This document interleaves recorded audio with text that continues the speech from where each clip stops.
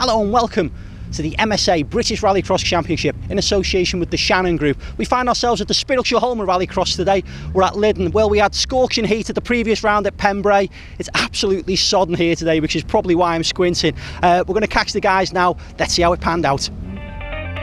Well, as you can see, the bank holiday weather has descended on the home of Rallycross here at Lydden Hill in Kent. Great shame, because an entry of nearly 80 cars across 9 classes here to contest round 5 of the MSA British Rallycross Championship. We kick off with the MSA Junior Rallycross, heat number 1, a quartet of entries on the grid. And this year's championship has been a 2-horse race between Drew Bellaby in the black car on the inside and her great rival Charlie Bean in the navy blue machine. He goes into the Joker lap, chased by Jake Taylor as we go into Chessons for the first time. The only car not taking the Joker lap is Drew Bellaby, and she will take the early lead in the Sayers sponsored car. There she is, Drew Bellaby out of Chessons Drift along the very bumpy Dover slope up towards the left-hander at Devil's Elbow.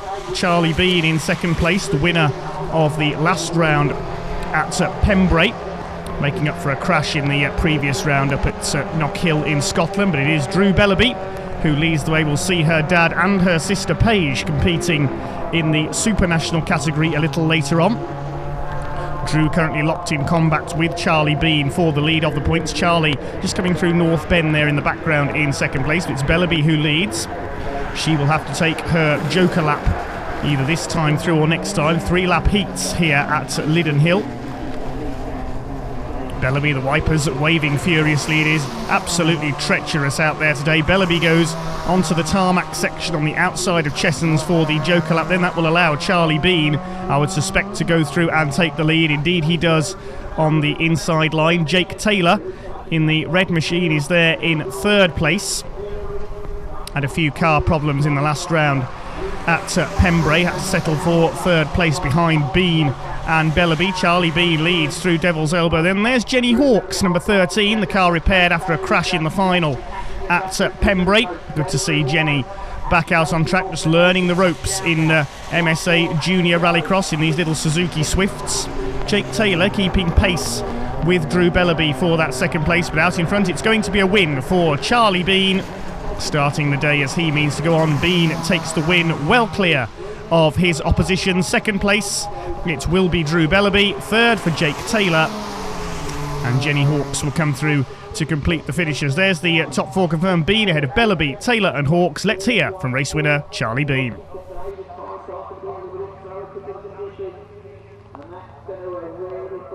Charlie Bean, heat 1 and a win. Yeah, can't fault that. It's the best start to the day I've ever up for. How is the car feeling? Because everybody's now talking about conditions. The car is spot on. I can't thank my mechanics enough for this. This car is absolutely perfect. I've not a problem with it. It's just we're just at home together. Moving on then to the first heat of the day for the LHMC RX 150 buggies, and the dominant force in this class so far has been Mark Scott, looking for his second successive title. He's fairly well back on the grid for this one. Keep an eye on James Grint in the all-green buggy on the second row. In pole position though, it is Richard Moore in number 11. Just awaiting the all-clear from the marshals to get these very entertaining RX 150 buggies underway. Mark Scott can seal his second successive title here at Lydden today with a round to go in the championship. Away we go, and that looks like a false start to me, because half the grid hasn't even moved. James Grint will take the lead into Chessons for the first time, but I suspect we're going to see a red flag because most of the grid hasn't even got away.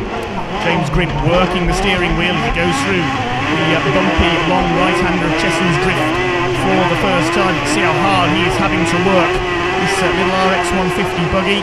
And I would suspect we are going to see the race stopped. Yes, Mark Scott and several others still on the grid.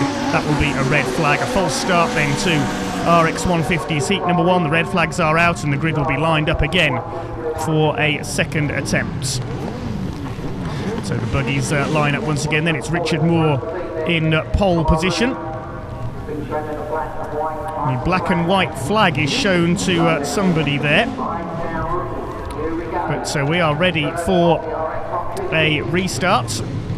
Let's see if they all get away this time. Richard Moore in pole position. He, Mark Scott and James Grint will be the ones to watch. Away we go. Good start by James Grint, but it is Moore who leads the way into Chessons for the first time. Bit of bodywork flapping off James Grint's car there on the back of the machine, but he's still in second place, and you can see how tough it is to see where you're going if you are behind in the race order. A windscreen full of mud, courtesy of the rear wheels of Richard Moore as they head out of Chessons onto the Dover slope for the first time. That bit of bodywork flapping away on James Grint's buggy as he's chased by Mark Scott for second place. It's number 89 Brett Harris in fourth as Moore goes very wide, coming out of the Devil's Elbow up the hill towards North Bend, the 180-degree right-hander. Moore leads it, runs a bit wide on the exit. Mark Scott having a look. Moore twitches sideways again. Three of them together for the lead now. Grint trying to see where he's going through that absolutely filthy windscreen. He's in third place. It's still Moore with the lead. Moore leads it. Reigning champion Mark Scott in second place. Brett Harris chasing James Grint for third. And Harris going through there as they came out of paddock onto the start-finish line. No joker laps, incidentally, in RX 150s. They take the inside line every time. It's still number 11, Richard Moore, who holds the lead. Mark Scott going wide as they come out of Chessons towards the Dover slope. Richard Moore only fifth in the points coming into this event. Championship leader Mark Scott chasing, and Moore very sideways again through Devil's Elbow, the wettest part of the course. Also, Brett Harris has spun in the background there. It looks as though Mark Scott has taken the lead away from Richard Moore. It's all happening in Heat 1 for the RX 150s. Yes, Scott in the lead, then the championship leader. Grint back in third. Brett Harris has recovered in fourth place. And then we've got, there's newcomer Stephen Jones, number 9, behind Larry Sargent in sixth position. Here they come. Larry Sargent in the black number 55 leads newcomer number 9, the white machine Stephen Jones, and Brett Harris goes off. He clipped the tyres there on the inside of Paddock Bend, and he rejoins down in sixth position. So it's all playing into the hands of Mark Scott at the moment, taking Richard Moore when he got sideways coming out of the Devil's Elbow. There is Mark Scott, looking for yet another round win here today to try to retain his title. Richard Moore in second place. Scott running a bit wide there coming out of Devil's Elbow. I'd say that's the wettest part of the course on the tarmac. Scott throws it in to North Bend. Has he lost it there, Mark Scott? We're on board with Richard Moore, and look to the right. Yes, Mark Scott has spun coming out of North Bend. What else can happen in this Heat 1 for the RX 150? Scott's rejoining, but he's lost places. I think he's down to possibly third place. We're on board with race leader Richard Moore. Even for the leaders out in front, it's a struggle to see where they're going, but Richard Moore hangs on to take the race victory, well clear of his opposition, keeping his head while all around him were losing theirs, really. It looks as though Mark Scott comes through for second place. James Grint must have had a moment there somewhere because he is back in the midfield. Let's have a look again from James Grint's point of view. Yes, he did indeed have a spin. I think that was coming out of the Devil's Elbow. Hard to see where you are.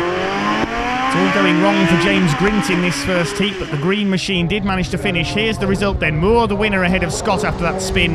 Larry Sargent taking third place, holding off Stephen Jones. James Grint recovering fifth place ahead of Brett Harris, completing the top 6. Richie Moore, Heat 1 win in the RX 150s. You managed to pip the man who's obviously the man to beat at the moment, Mark Scott, but a little bit of luck this time around after a really poor Pembrey for you. Yeah, I had a few mechanical problems. The clutch failed in the first heat, so I lost out there, but obviously we got it fixed, and the weather's not too kind to us today, but obviously the track is, because I beat Mark. Once in a million, but you know, I did it. Fair play. Obviously championship wise it looks like Mark's pretty much got it in the bag, so is this just pure fun now? Oh, it is. Well, I've got nothing to lose, so I'm just going to chase him now for the next 2 metres, which is what I do most of the year, but I'm going to see if I can catch him this time. Fair play. Listen, we wish you the very best of luck for the rest of the day. Hopefully catch you in the final later. Thanks very much. Cheers. Now we move on to heat number 1 for the BMW Minis. There were only 2 of these out at Pembrey, and they run combined with the hot hatches, but a 5-car entry here at Lydden. Championship leader David Bell from the second row of the grid in the number 2 car making a good start, but he goes into the joker lap, so it will be Kiefer Hudson on the inside in the red car who leads his brother Chris around Chessons for the first time. Rebecca Ryder in third place, David Bell and newcomer John Clayton taking the joker lap. So it's the Hudson family who lead the way. They missed round 4 at Pembrey after repeated problems with their cars in round 3 at Knock Hill. There's Rebecca Ryder in the silver car in third place. She achieved a bit of fame at Pembrey by competing 1 heat with her bonnet folded over the windscreen, proving that you don't always need to see where you're going to do well in Rallycross. Then again, in conditions like we've got here at Lydden today, it's unlikely that anybody can see properly where they're going. But the driver's soldiering on anyway. There's the championship leader, David Bell. He can seal the title with a good result here at Lydden this weekend. The Hudson's out of contention for the championship now after missing a couple of rounds earlier this year. Kiefer Hudson at Knock Hill had rear suspension problems which kept him out of the top places, but he leads the way here, and Rebecca Ryder spins, and David Bell goes off in avoidance coming out of the chicane. So that's going to delay David Bell further. Of course, he's already taken his joker lap. Rebecca Ryder, meanwhile, stuck on the grass, and in wet weather like this, she isn't going to get out of there in a hurry. That's left the Hudson family clear then. Kiefer ahead of Chris. And they're looking all set to draw first blood in our BMW Mini category here this weekend. They'll take their joker laps together this time through. Kiefer around 4 mini lengths ahead of Chris. David Bell trying to close up, but he's trying to hold off John Clayton at the same time. First time we've seen John in the championship this weekend. Well, the Hudson's still clear, having taken their joker laps. They bumped their way along the tricky Dover slope section, round towards Devil's Elbow, the left-hander, then up Hairy Hill towards the North Bend 180-degree right-hander. There's David Bell in third place. John Clayton, first time we've seen him in the championship, giving a decent account of himself in fourth. Rebecca Ryder, I think, is out of the run. We'll wait and see at the end of the race. So Kiefer and Chris Hudson, former junior mini-cross stars, running 1 and 2, and Kiefer pulling away from his brother now. Into Paddock Bend, the right-hand sweep they go, back onto the loose, and it's just a flick through the chicane to the checkered flag. Kiefer Hudson takes the first win of the weekend in the BMW Minis. Chris Hudson sideways across the line in second. David Bell, after being delayed by that spinning car of Rebecca Ryder, takes third. Fourth place goes to John Clayton, and Rebecca Ryder did manage to rejoin. She comes home completing the top 5.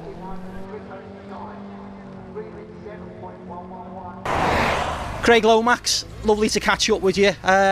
It was all very positive the last time we spoke at the beginning of Pembrey, but at the end of Pembrey, it was a very, very sad Craig Lomax. Tell us what happened, mate. Yeah, we're very sad. We had a few gearbox problems and clutch issues, but all being well, they're all sorted for this weekend and we'll be on top form again. Mathematics-wise, where are we at championship-wise? I just need to finish to win the championship. Can wrap it up this weekend. Fantastic. So, yeah, brilliant. Does that bring a different mentality a little bit, or? It does, yeah, because all I've got to do, I've got to finish and I can go have a play then at Croft. Yeah. So yeah, it's all good. The cars on the grid for Hot Hatch Heat number 1, then quite a sizeable entry here at Lydden this weekend. In pole position, it's Marius Melberg in the silver Citroen Saxo. Alongside him, number 77, Paul Mayborn, but it's a great start by Andrew Toomey in his Peugeot 106. The Irish visitor will lead the way into Chessons for the first time. 4 cars head for the joker lap section, led by Welshman Jeff Hope Davies in car 37. Mayborn in behind him, and Craig Lomax stuck there behind Thomas Velgosh, the Polish driver in the black Peugeot 106. So Lomax will be in last place. It's Andrew Toomey who leads the way. Another Polish driver, Thomas Marciniak, the winner of the last round at Pembrey when Craig Lomax suffered gearbox trouble, is trying to attack Toomey for the lead as they head up to North Bend for the first time, side by side, the Peugeot and the Citroen. And Andrew Toomey's overshot North Bend. He's onto the grass. That will drop him back down the order and give Thomas Marciniak the lead at the end of lap 1. Toomey rejoins. Going through into second place there is, I think that's Stephen Gaunt in his Citroen Saxo. It is indeed. Jeff Hope Davies in fourth place, then it's Mayborn. And Craig Lomax still at the back of the field at the moment. We don't see that too often. He goes past Marius Melberg now. Now challenging Thomas Velgosh. He was caught behind Velgosh as they went into the joker lap section. But now Craig Lomax will try and attack from the rear of the field. We've already heard he only needs to finish today's final in order to be confirmed as the Hot Hatch champion. A couple of cars go through the joker lap. Stephen Gaunt there rejoining behind this group. Hope Davies ahead of Mayborn. Then Velgosh and Lomax. Thomas Velgosh still holding off Craig Lomax as they come into the Devil's Elbow once again. Lomax having a go on the outside. They touch and Lomax goes off into the gravel. Craig Lomax in trouble again. Now it's very rare we see Craig Lomax hitting problems. He's in almost last place again. I think the only man behind him is Marius Melberg. And well, Craig Lomax I think can pretty much write off this heat 1. He'll aim for better fortunes in heats 2 and 3. Thomas Marciniak, meanwhile, is missing all the fun. He's out in front, the winner of round 4 at Pembrey, as Thomas Velgosh attacks Paul Maybourne and Jeff Hope Davies, the Welshman, as they head through across the start-finish line. First time we've seen Paul Maybourne, I believe, in the championship this year, and giving a good account of himself. The 2 Saxos on the 106 line astern then, as further back Craig Lomax going past Stephen Gaunt to make up another place. Velgosh attacking Maybourne as they come out onto Dover Slope, pushes him wide there. Maybourne tries to fight back. Oh, he's got sideways, he's going to spin it out and into the tyre wall. Wallop into the tyre wall goes Paul Maybourne in the Motor Parts Direct Saxo. Good recovery, but he's lost a couple of places. Meantime, Velgosh now free to attack Jeff Hope Davies for 3rd place. He goes up the inside into North Bend. That's what we saw Andrew Toomey try to do to the race leader earlier on. He got it wrong. Meantime, the checkered flag is out. Thomas Marciniak will take the win. Andrew Toomey will come through to take 2nd place, the Irishman. And here's Craig Lomax. He's caught up to the back of Jeff Hope Davies, trying to take 4th place away. Thomas Velgosh crosses the line in 3rd, Hope Davies 4th, and Lomax in 5th position.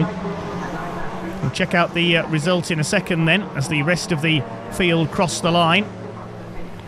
And in fact, Andrew Toomey crossed the line 2nd, but he was penalised because he didn't take a joker lap. So it's a win for Thomas Marciniak. Thomas Velgosh, therefore, inherits 2nd place ahead of Hope Davies. Craig Lomax having to settle for 4th place.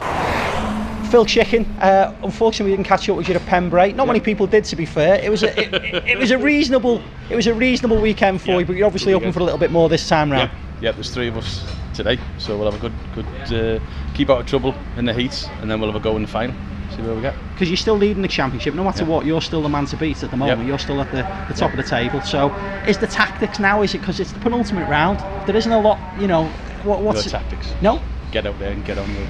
Yeah. Good to hear from Phil Chicken there. The Super 1600s running combined with the Supernationals once again here at Lydden this weekend. A huge entry of 19 cars between them, including a number of visitors from the Netherlands, and it's them who will set the pace at the front of this one. We've got Louis de Haas in his blue and white Opel Astra, Johan Quinten in the BMW behind him. Phil Chicken chooses to take the joker lap in the silver Citroen C2, narrowly ahead of Jack Thorne in the Super 1600 points at the moment. Gareth Softly in the Citroen Zara also taking the joker lap first time out. So it's Louis de Haas in the Astra who leads the way ahead of Johan Quinten. Top UK runner Gary Dixon in his Vauxhall Astra in 3rd place. Behind him Robert Blake, newcomer to the Super 1600 class in the black Citroen C2. And then we've got Bart Bell from Holland in his Toyota Yaris. The Netherlands drivers can't score points in the UK Championship, of course, but it's great to have them making the trip across from the continent here this weekend. Louis de Haas leads in the Opel Astra. There's the lovely BMW E30 of Johan Quinten there in 2nd place. Gary Dixon currently 2nd in the points in the Supernational category behind Stuart Emery in the Peugeot. And there's a spin for Rob Blake in the black Citroen C2. Bart Bell in the Yaris avoids him. Blake gets going again, nice recovery, but he's lost another place to Phil Chicken in the Citroen C2. Bart Bell in the Yaris taking the joker lap. Meantime, out in front, here's a replay of the spin for Robert Blake. Just got too much throttle, I think there, was caught out by the conditions as he came off the dirt onto the tarmac, but a nice rapid recovery, only losing 1 place. Louis de Haas out in front then in the Astra. It's the older Mark II Astra of Gary Dixon there in 2nd place. Johan Quinten in one of 2 E30 BMWs we'll be seeing in the Supernationals today. Gary Simpson has the other one. He'll be out in a later segment of this heat. Of course, the times from heats 1A, 1B and 1C will be combined to give an overall results for heat 1, given the size of the entry we've got here at Lydden today. There's Gareth Softly in the Citroen Zara bringing up the rear at the moment. Gary Dixon's not going to catch Louis de Haas. The Dutchman takes the win in his Astra. Gary Dixon will come through for 2nd place. And 3rd in this run will be Johan Quinten ahead of Phil Chicken, Rob Blake, Bart Bell and Gareth Softly completing the finishers. Let's hear from Championship leader Stuart Emery. Stuart Emery, another man who the last time we spoke to was somewhat nursing his own wounds and the car wounds. It's back looking fantastic. How much effort did it take, mate? A lot. If you ask my wife, we've practically got divorced over it because I haven't seen her for the last 3 weeks. But I think you jinxed me actually in Pembrey because we had a chat in the morning, and you said it's all going really well, and I said, yeah, year's going fantastic, and then we had a disastrous Pembrey. Absolutely disastrous. Well, I apologise for that, Stuart, but you are still leading the championship, so does that bring any special tactics for today? Not really. I think the weather today is going to be on everyone's minds, and it'll just be get to the final. That's the first task, get to the final, and then once you're in the final, then you can try and score some points. Obviously, we've all got, or I think we've all got our eye on the point situation, and I know this weekend, if it all went to plan, we could effectively wrap it up this weekend, but we've got to be in the right place. And Gary Dixon, who's second at the moment, I think if we finish 3 points ahead of him, then we've effectively wrapped it up. Time for Heat 1B then for the Supernationals. In pole position for this one is Guy Corner. Stuart Emery on the second row, but it's a cracking start by Dave Bellaby in his Lotus Exige. He will take the lead into Chessons for the first time. Good to have Dave back in the championship. Taking the Joker lap are Mike Howlin, the Welshman, in his Fiesta, and Gary Simpson in his beautiful BMW E30, car we were telling you about during Heat 1A. It's Dave Bellaby in the Exige who leads, though a rather sideways Guy Corner, the winner of the last round at Pembrey, in second place, and Stuart Emery in third, giving chase to his fellow Peugeot 206 driver. Stuart Emery had an absolute nightmare of a round at Pembrey with mechanical problems, and now giving chase to the somewhat surprise final winner from that round, Guy Corner, relative newcomer to Rallycross. He runs in second place. It's Dave Bellaby in the lead. Emery goes into the Joker lap section. Dave Bellaby, of course, the father of Paige and Drew Bellaby. We've already seen Drew out in the MSA Juniors. Paige will be out later on in her own Lotus Exige, but it's a very experienced rallycrosser, Dave, who leads the way. The Lotus Exige doesn't really look like a rallycross car, but we've seen Ash Simpson take the Supernational title in one of these cars in the past. Dave Bellaby, of course, not in contention for the championship because it's his first appearance in the division this year. Takes the Joker lap. It looks like he's held his lead there ahead of Stuart Emery. Wait to see where Guy Corner has come out. Looking to see if he's further back in the order. Indeed he is, having taken his own Joker lap earlier on. So out in front it is Bellaby from Stuart Emery on his local circuit this weekend, the man from Faversham in Kent, the UK battery sponsored Peugeot 206. As you've heard, he can seal the title here this weekend. But it's Dave Bellaby who leads the way in the Lotus, racing on like he's never been away from Rallycross, and he's going to take the win in Heat 1B for the Supernationals. Stuart Emery will come through in second place, and of course their results have got to be combined with the other two segments of this heat. Guy Corner will take third place in his Peugeot, Mike Howlin in fourth, and completing the finishers will be Gary Simpson in the BMW. Swiftly on with Heat at 1C then. Keep an eye on Jack Thorne in his Super 1600 class Citroen C2. On the back row of the grid, it's Alan Tapscott in the Corsa in pole position, and Jack Thorne hasn't got away. Slavomir Volok in the Fiesta, very slow away as well. It's Alan Tapscott who will lead into Chessons for the first time. Paige Bellaby, daughter of Dave, who we've just seen take a win, goes into the Joker lap, chased by Jack Thorne and David Ewan, and Jack Thorne spins. He got a wheel onto the grass there, so a disastrous start to the day for Jack Thorne in the Citroen C2. Currently fighting with Phil Chicken for the Super 1600 points lead. It's Tapscott that leads, going through into second place. Mr. Sideways, Vince Bristow in his more modern shaped E36 BMW, and he's trying to take Alan Tapscott, but I think we've got red flags out. Indeed we have. The heat has been stopped. There's the reason. Paige Bellaby in the Lotus has come to a halt on the track. Problems with the Exige, so the race will be restarted without Paige Bellaby. Her Lotus will be towed off by the LyddenHill.co.uk recovery truck, and it will be a rerun of Heat 1C for the Supernationals and 1600s. Alan Tapscott in pole position then, 6 cars for the rerun. The 5-second board is displayed by the start marshal. Waiting to get underway, the green lights are on, and away we go. And a better start this time by Jack Thorne in the red and white Super 1600 Citroen C2, but it's Alan Tapscott from pole position who leads into Chessons for the first time. 2 cars taking the Joker lap. Cor Cron in his Opel Astra, and David Ewan, the Ford Fiesta, missed the last round at Pembrey after an accident in round 3 at Knock Hill. Good to have him back in the championship. Tapscott leads then. Jack Thorne having a look as they come up towards Devil's Elbow, and Thorne takes the lead. Jack Thorne really has been the giant killer in MSA British Rallycross this year in this division. The Super 1600 car regularly defeating the more powerful Supernationals.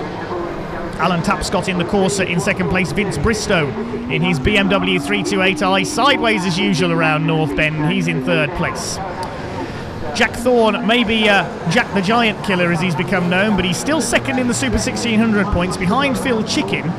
His car failed to start the final in the previous round at Pembrey, allowing Phil Chicken to win and capture the points lead. Whoa, Vince Bristow nearly loses it there over the curbs coming in towards Chessons, but he's managed to save it, and he takes his Joker lap.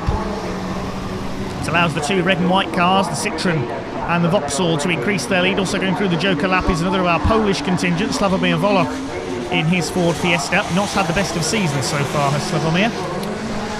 So it's Jack Thorne again out in front then. Regularly defeats the Supernational runners, and he's looking for another victory here. Slides it into North Bend, well clear of Alan Tapscott in second place. We'll see how he ranks in the combined results, of course, shortly at the conclusion of this Heat 1C. Through he comes towards the chicane, up towards the start-finish line. Jack Thorne looking dominant out in front. He may have started from the back of the grid. He certainly didn't let that handicap him. And he goes in to take his Joker lap this time by the look of things. Tapscott in second. There is Mr. Sideways, Vince Bristow. Always an entertainer in the big and rather unwieldy looking BMW. But it's going to be a win for Jack Thorne in the Citroen C2. He comes through to take the checkered flag and defeat his Supernational rivals once again. Well behind in second place in this run. Looks like it's Vince Bristow with Alan Tapscott dropping back into third. Bristow slides across the line as usual. Tapscott comes over in third. And we'll check out the combined results of all three of those runs in just a few moments' time. There is Cor Kron, the Dutchman, across the line. He'll finish in sixth place on the road in this one behind Slavomir Volok. So here's the result then combined. It's Dave Bellaby who got the fastest time. He takes the win in Heat 1 ahead of Stuart Emery. Jack Thorne, top Super 1600 runner, in third ahead of Louis De Haas, Guy Corner, Gary Dixon and Mike Howlin. Steve Harris, the last time we spoke, it was, well, you were sore, you were a little bit battered, a little bit bruised, but not quite as much as the car. She's back in one piece. Yeah, we managed to pull it back together. We threw lots of bits at it. The chassis was a little bit twisted, drive shaft, diffs, wishbones, but the boys worked flat out for 2 weeks. We got it going and we're here again. So we're just learning how it handles this time. Championship-wise, how is it looking for you at the moment? Well, I'm hanging into second at the moment, yeah. So it's looking good. Somebody might be able to catch us. We'll see how the runs go. We've got 2 more events to go, and we're fighting hard to keep it. Time for the Supercar class. This is Heat 1A then, the entry being split into 2 for each heat. And in pole position is Championship returnee Steve Mundy. Oh, Mark Flaherty, Rallycross returnee this weekend in the Citroen DS3, heading back into the paddock. He's not going to start this run. Keep an eye on Ollie O'Donovan in the Ford Focus, the green and white machine, the Irishman, a former British champion. And he makes a good start from row 2, but he's going straight into the Joker lap, followed by Simon Horton in the Subaru. Re-ride on board with Ollie O'Donovan. Great to have him back in the championship. Missed the first couple of events this year, but back in the Tony Bardi prepared Ford Focus. It's Steve Mundy in his Focus who leads the way then, his first event of the year. Dutchman Will Turlings in the Volvo S40 in second place, and behind him Steve Hill. We ride with the Mitsubishi driver, former multiple national rally champion, switched to Rallycross a few years ago, always raced Mitsubishis. He's in third place behind our Dutch visitor Will Turlings. Fourth is Ollie O'Donovan, keeping pace with the early front runners, having already taken his Joker lap. There is Steve Hill in third place, with a fairly trying season for the Mitsubishi pilot so far. Steve Mundy leads the way then, looking for a winning return to the MSA British Rallycross Championship. Ollie O'Donovan throws the Focus sideways. He knows that those ahead of him are still going to take their Joker laps, and Steve Hill does so on the second lap. Mitsubishi through the wider section of tarmac there, that'll drop him back to fourth place behind Ollie O'Donovan. And he'll now be back at the rear of the field with Simon Horton in the Subaru. Mundy leads them. Another returnee to the championship at this event. There is Ollie O'Donovan. He'll be just keeping it cool. knowing that the two ahead of him, Steve Mundy and Will Turlings, have still got to take their joker lap next time through. And with O'Donovan keeping pace with the second placed Volvo and the leading Ford Focus, he knows that he will sweep into the lead as soon as they go wide at the start of the next lap. Out of paddock they come. O'Donovan on the back of the red, white and blue Volvo of Dutchman Will Turlings. He's competed in the European Rallycross Championship in the past as well as the domestic Dutch series, and there go the two erstwhile leaders into the joker lap. Ollie O'Donovan says, "Thank you very much, I will take the lead." Now, where are these two going to rejoin in relation to Steve Hill? Hill just behind them as they come out of the joker lap section. At the back of the field, Simon Horton, who's been having a difficult season with his Subaru. Turling sideways there on the run onto Dover Slope, and through goes Steve Hill on the inside at Devil's Elbow up into third place, taking advantage of a slight mistake there by Will Turlings. And now Hill will try and catch Steve Mundy for second place. We're on the last lap of this heat now though, Hill hanging the tail out. You can just about see him through the rain on our camera lens. Will Turlings in fourth place in the Volvo. Simon Horton has dropped back, but it's going to be a win for Ollie O'Donovan. Takes the checkered flag in the Ford Focus. Steve Mundy will take second. Third will go to Steve Hill. Fourth is Will Turlings, and Simon Horton in the Subaru will complete the finishers in Heat 1A.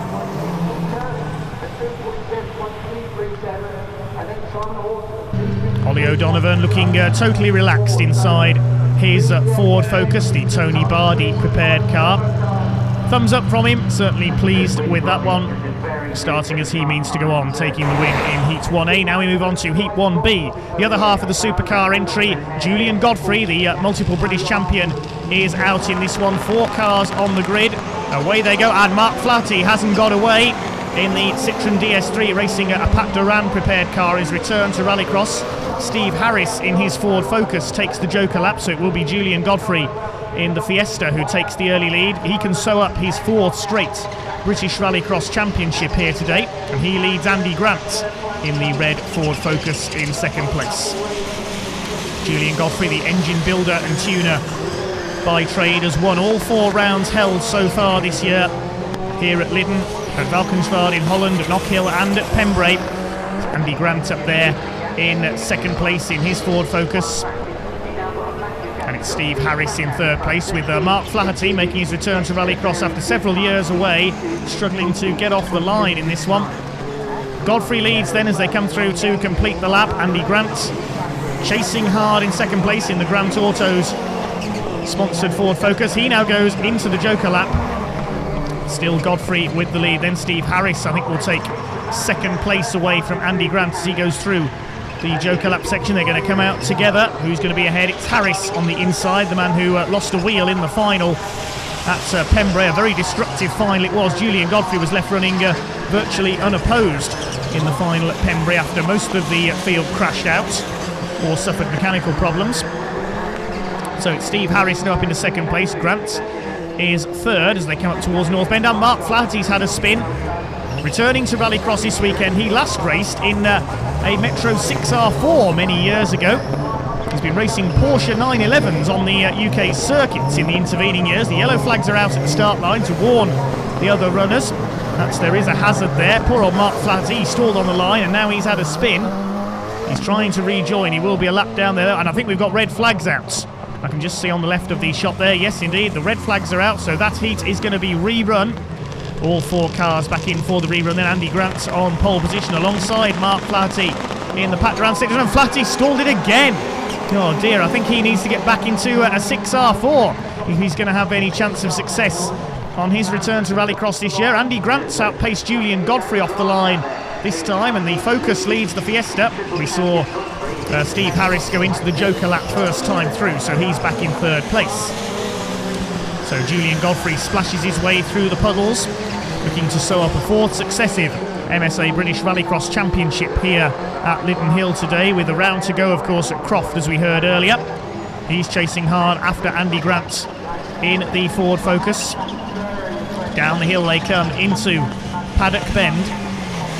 Great to have Andy Grant back. Sadly, car problems precluded any success in the final at Pembrey after a good run in the heats. You can see the amount of mud there on the front of Julian Godfrey's car. He's been filled in, as they say, in some forms of motorsport. There's Mark Flaherty, well behind in the Citroen.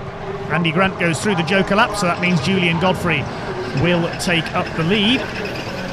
Grant still well ahead of Steve Harris in his Ford Focus, who's back in third place. It's the three Fords outpacing the Citroen.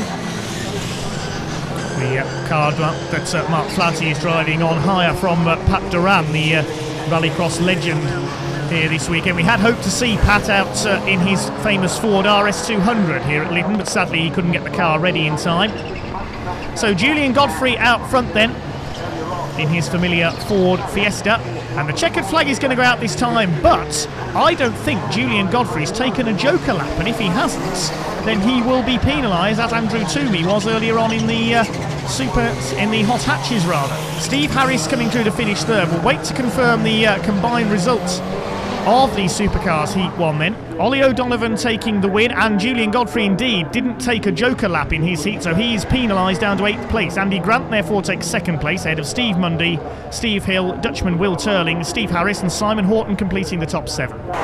Moving swiftly on then to Retro Rallycross, heat number 1. The car to watch here, the famous MG Metro 6R4 of Rob Gibson from the 2nd row of the grid. He makes a perfect start and he will lead into the first turn, side by side with James Harold in his VW Beetle into Chestons for the first time. Then Gibson leads in the car that he contested so many British and European rallycross rounds with in the 80s and 90s.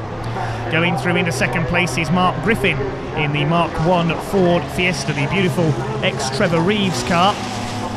James Harold in the Beetle down to 3rd. In 4th we've got Paul Smith in the VW Polo, and at the back of the field from Scotland, Ian Biaggi in his Mini Clubman. Suspension problems affected him in the previous round at Pembrey. So it is Rob Gibson in the 6R4 who leads the way ahead of Mark Griffin, sliding the Fiesta around North Bend, chased by James Harold in the rear-engined VW Beetle. Beetle, a popular choice in the early years of Rallycross in the 70s and 80s. The late great John Button was a leading exponent in VW Beetles, father of course of Jensen Button, sadly passed away earlier in 2014. Mark Griffin using the curbing there as he comes across the start-finish line. No joker laps incidentally in the retro class, so they'll take Cheston's drift on the inside every time. Rob Gibson away and gone in front then in his famous Metro 6R4. For some, the 6R4 and the RS200 were the definitive rallycross cars for many years. Of course, Group B machinery outlawed from British and European rallycross in 1993. And Rob really disappeared from the scene then. He used to race Porsches in the early part of his career, Rob Gibson, a 911 and a 914 being among his regular mounts, until the 6R4 came in. And he is going to hang on by the look of things in this Heat 1A for the Retro Rallycross boys, although Mark Griffin closing in the Fiesta. I don't think he's going to catch him in time though, and it's going to be a win for Rob Gibson in the Metro 6R4. Mark Griffin will come over in 2nd, very sideways as he comes out through the chicanes across the line. We will see another heat for the Retro Rallycross field. The other half of the entry will be in Heat 1B, and they're on the start line now. Away they go. In pole position it's Ray Morgan in the Escort, but Barry Stewart and Lance Foster outpace him off the line. Barry in the Porsche 911, Lance Foster in the green and white Mini, the Ian Sandwith car. All three of them together. We've seen all three take wins in Retro Rallycross this year. It's Barry Stewart marginally ahead in the Porsche 911, the Rothmans liveried car, evoking memories of John Smith. But Ray Morgan, a great move around the outside there, and he's taken the lead. He's gone round both of them on the outside Dover slope there. Good bit of driving by Ray Morgan in the Ford Escort Cosworth BDA. Ford Escort Mark III used by the likes of John Welch and the legendary Mr. Rallycross, Martin Shanker in the early days of Rallycross. And off goes Barry Stewart. The Porsche goes straight on at North Bend into the tyre wall. Is Barry going to be able to rejoin in the Rothmans liveried Porsche 911? He's trying to get going again there. As we said, Folkestone's John Smith raced a similar car to that in the heyday of Rallycross. Is Barry Stewart going to be able to continue? No, he's slowing up. Looks like he's going to pull into the paddock. That's the end of the run for Barry Stewart. Just 2 cars left then in this Heat 1B for the Retro Rallycross division, and it's Ray Morgan in the Escort outpacing Lance Foster in the Mini Clubman. See how wet it is there. Lance really struggling with understeer into Devil's Elbow. And it's Morgan in the Ford Escort with the BDA Cosworth engine who leads into North Bend. Looks like he's going to hold off his main rival for this season, Lance Foster. We've seen these drivers do the majority of the winning in Retro Rallycross this year. It's just great to see these classic machines back out on track, whoever's driving them. Ray Morgan takes the win then in Heat 1B, and we'll await to see what the combined result is going to be for Retro Rallycross Heat 1. Ray Morgan and Lance Foster, the only two finishers to Heat 1B, and it is Rob Gibson from Heat 1A who takes the win ahead of Ray Morgan. Mark Griffin in third ahead of Lance Foster. Then James Harold in the Beetle, Paul Smith and Ian Biaggi completing the top 7. Well, the rain continues to come down here at Lydden, but there's more Rallycross coming up after this break.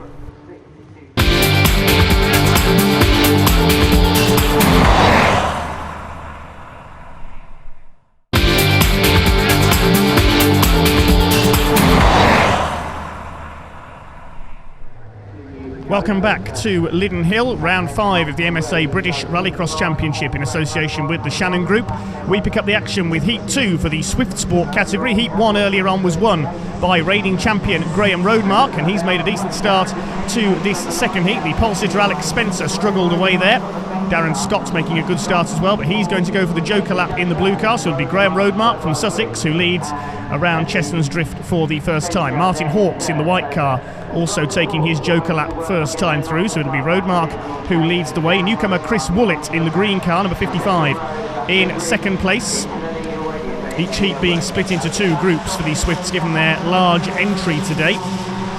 Graham Roadmark, the winner of Heat 1. Darren Scott was second in that one. He goes past Alex Spencer in the black car, another newcomer to the championship. Good entry of 12 Swifts here this weekend. And Graham Roadmark it is who leads the way, looking to try and retain the title. He's been battling with Chris Mullen, the 2012 champion, and with Tristan Ovenden for the title issue, and Roadmark's lost it.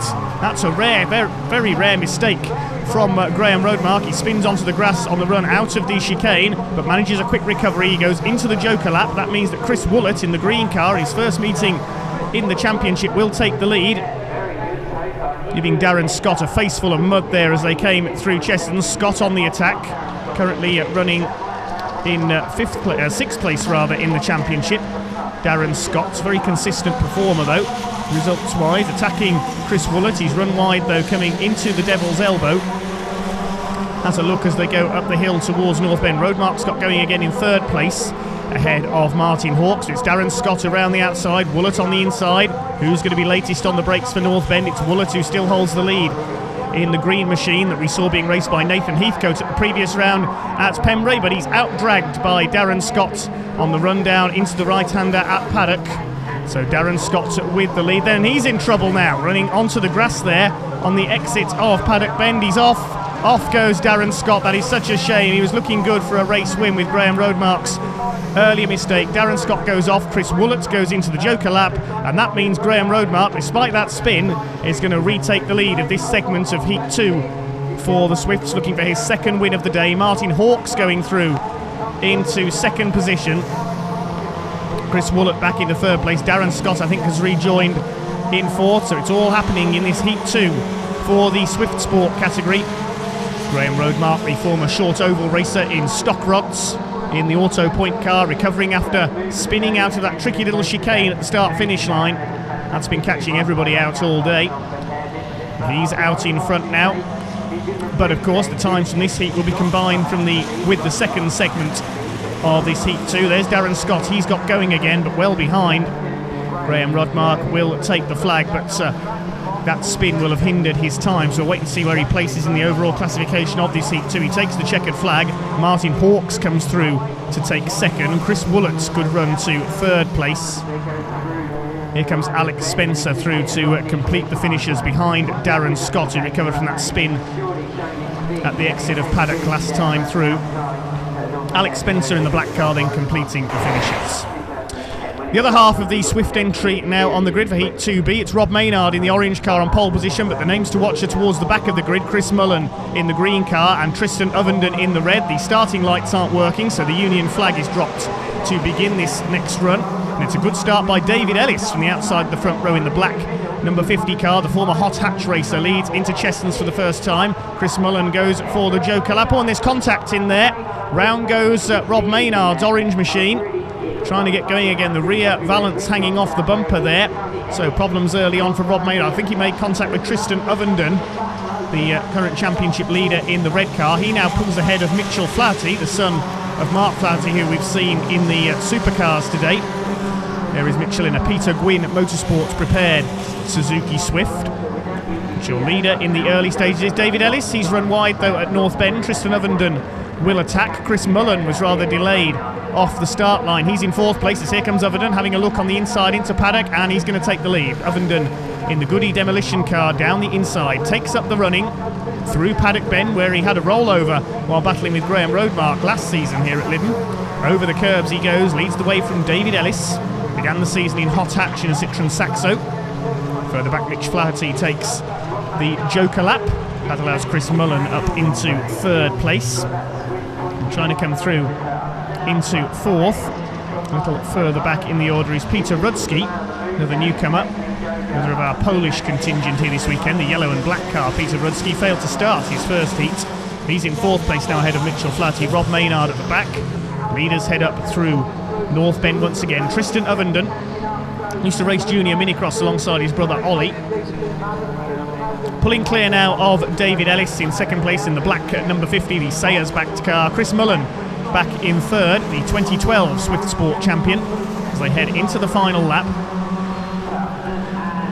The leaders taking their Joker lap, so this is Chris Mullen's opportunity. Ovenden and Ellis through the Joker loop, and Mullen looks like he's going to take the lead. Where is Ovenden going to come out? He comes out behind Chris Mullen, who took his Joker lap at the earliest opportunity, and it's worked for him because he's now in the lead, about 2 car lengths clear of the hard-charging Tristan Ovenden, looking to preserve his narrow championship lead over Graham Rodmark this weekend. Round Devil's Elbow they go. It's looking likely to be a win for Chris Mullen. He was only 4th in Heat 1, behind Rodmark, Scott and Ovenden. Ovenden trying to close up as they come round North Bend for the final time.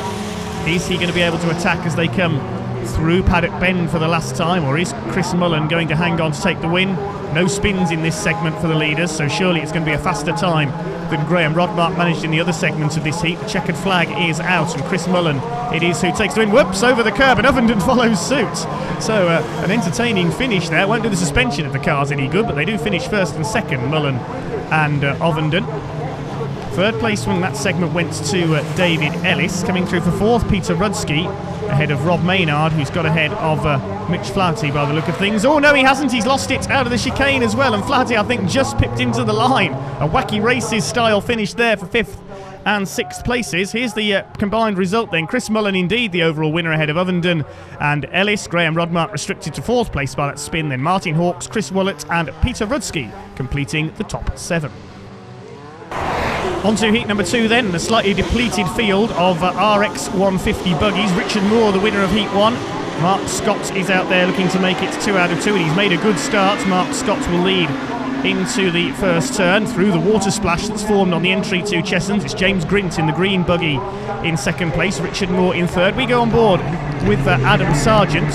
Consistency over speed has been Adam's leading point this year. He's 3rd in the championship behind Scott and Grint. Richard Moore going through into 2nd place as they go along the Dover slope. Gets very sideways though. He's lost it on the run into Devil's Elbow and spinning in avoidance. Well, trying to Stephen Jones in the number 9. He does clip Richard Moore. That's ruined Richard's chances of 2 wins out of 2, and it's Mark Scott out front in the number 1. Down the hill they come towards paddock. Scott sideways, already clear of his opposition. All set to retain his RX 150 title for the 2nd year running. He comes out of paddock to complete the first lap. We look back to see who's in 2nd place. It's James Grint in the green machine, 2nd in the championship coming into this meeting. The battle for 3rd behind them will be led, I think, by Adam Sargent. Tom O'Rourke completing the 6 runners in this 2nd heat. We lost a couple after heat 1. We haven't got Larry Sargent out in this one, or Brett Harris, as James Grint bounces his way along Dover slope. These buggies, I think, suffering rather more in these conditions than the cars on today's entry. There's Adam Sargent in number 58, just ahead of Stephen Jones, recovering from that tangle with Richard Moore at Devil's Elbow a lap ago. We're on board with Adam Sargent. See the rain still on the camera lens. Will be even worse for Adam behind the wheel of this buggy, especially with its perspex windscreen. Adam used to see running a little deep into North Bend there, but he does hold third place.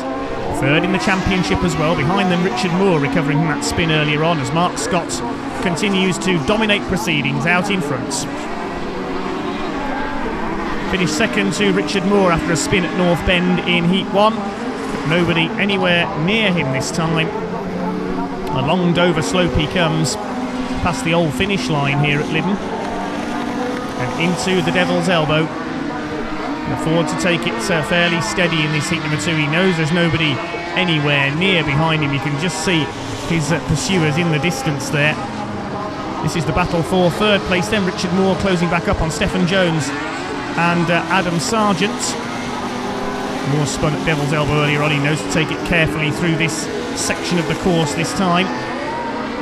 Three of them together for third place as they head up towards North Bend once again. The checkered flag meantime is out and it's a dominant victory for Mark Scott in number 1. Oh, we've had problems at North Bend. That's Sargent that's had a spin. Adam Sargent spinning at North Bend on the last lap. He's lost third place. So third is going to go, by the look of things, to Stephen Jones ahead of Richard Moore. James Grint just coming through Paddock Bend now to take second place ahead of a rather smoky Stephen Jones. Probably just a bit of steam after he's gone through one of the puddles. He takes third place ahead of Moore, Adam Sargent and Tom O'Rourke will complete the finishes. Let's have a look again from the onboard. What happened to Adam Sargent? Yes, just lost traction there on the way into North Bend, and the other two went either side of him. Moore nearly losing it on the exit as well, allowing Stephen Jones to take third. There's the result confirmed then. Mark Scott, the clear winner ahead of James Grint. Stephen Jones, the newcomer, coming in for third ahead of Richard Moore, Adam Sargent and Tom O'Rourke, the only other finisher.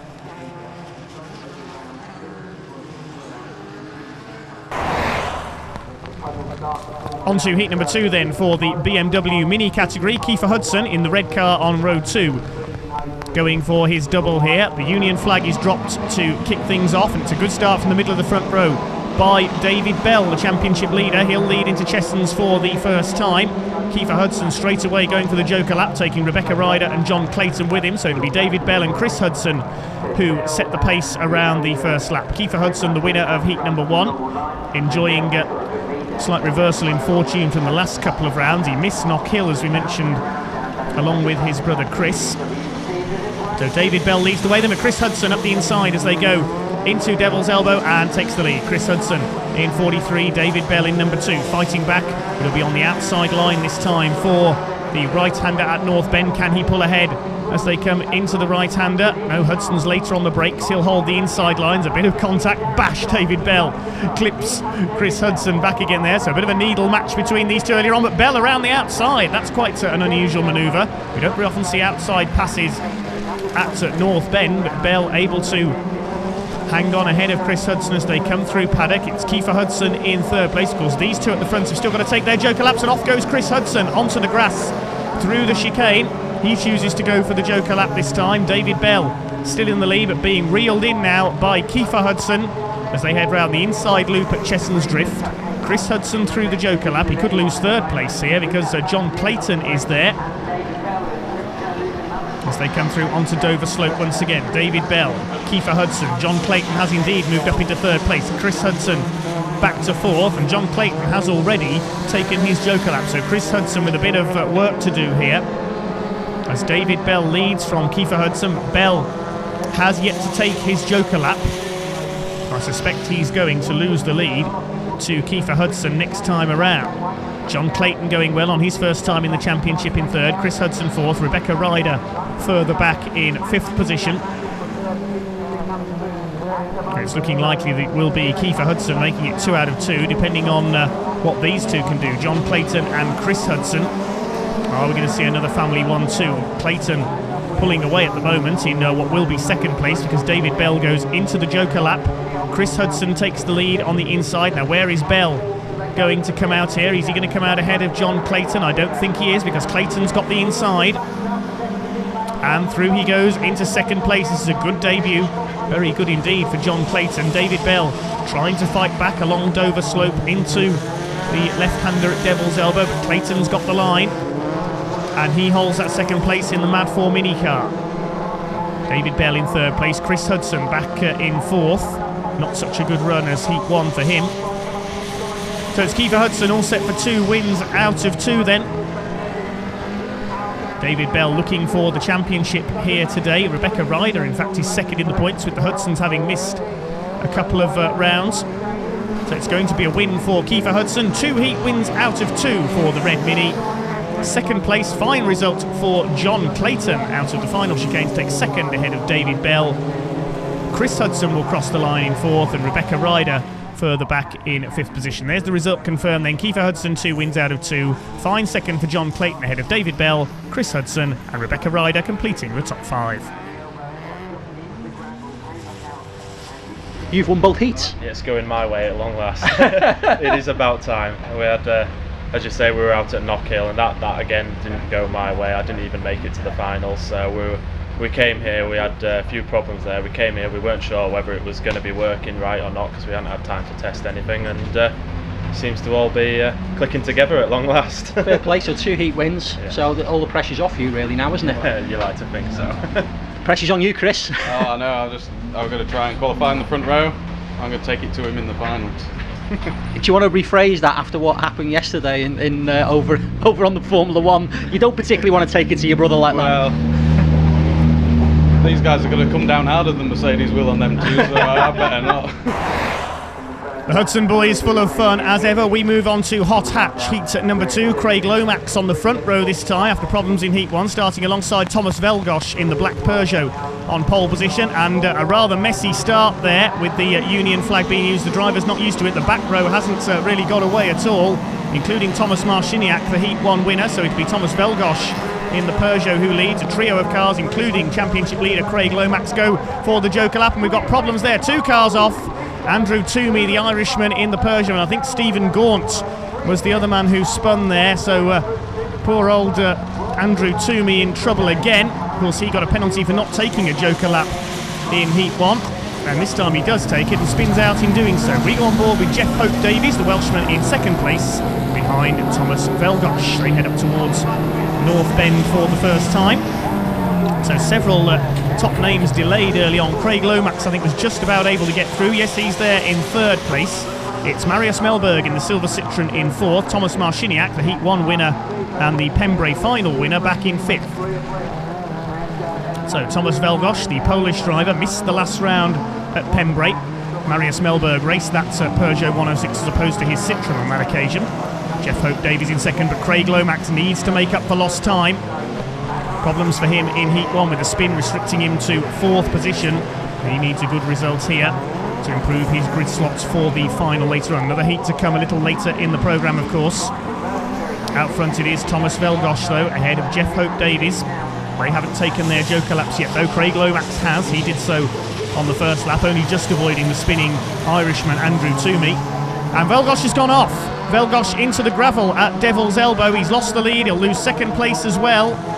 Oh dear, Thomas Velgosh doing exactly what Craig Lomax did in Heat 1. Went in too quickly there for the wet conditions, slid wide onto the gravel trap, and he's down to third place in the black Peugeot. So it's Jeff Hope Davies out in front then, the Welshman. Craig Lomax now up into second place, and Jeff Hope Davies hasn't taken his Joker lap yet, so I suspect we're going to see Craig Lomax take the lead fairly shortly.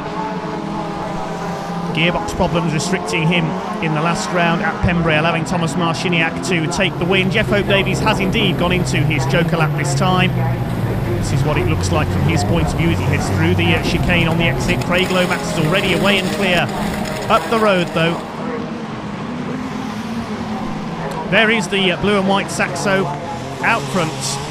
Hope Davies in second, Thomas Velgosh after that mistake at Devil's Elbow back in third. It's Thomas Marciniak in fourth place. It looks like Paul Mayborn in fifth. He got caught up with those spinners at the start of the race in the Joker lap section. So Craig Lomax all set for his first win of the day then. Can Thomas Velgosh close back up on Jeff Hope Davies for second place? Down the slope they come into Paddock Bend for the final time. Craig Lomax heading towards the checkered flag, making up nicely for his problems in Heat 1. Lomax takes the win over the curb as he crosses the line. Second place is going to go to Jeff Hope Davies, the Welshman.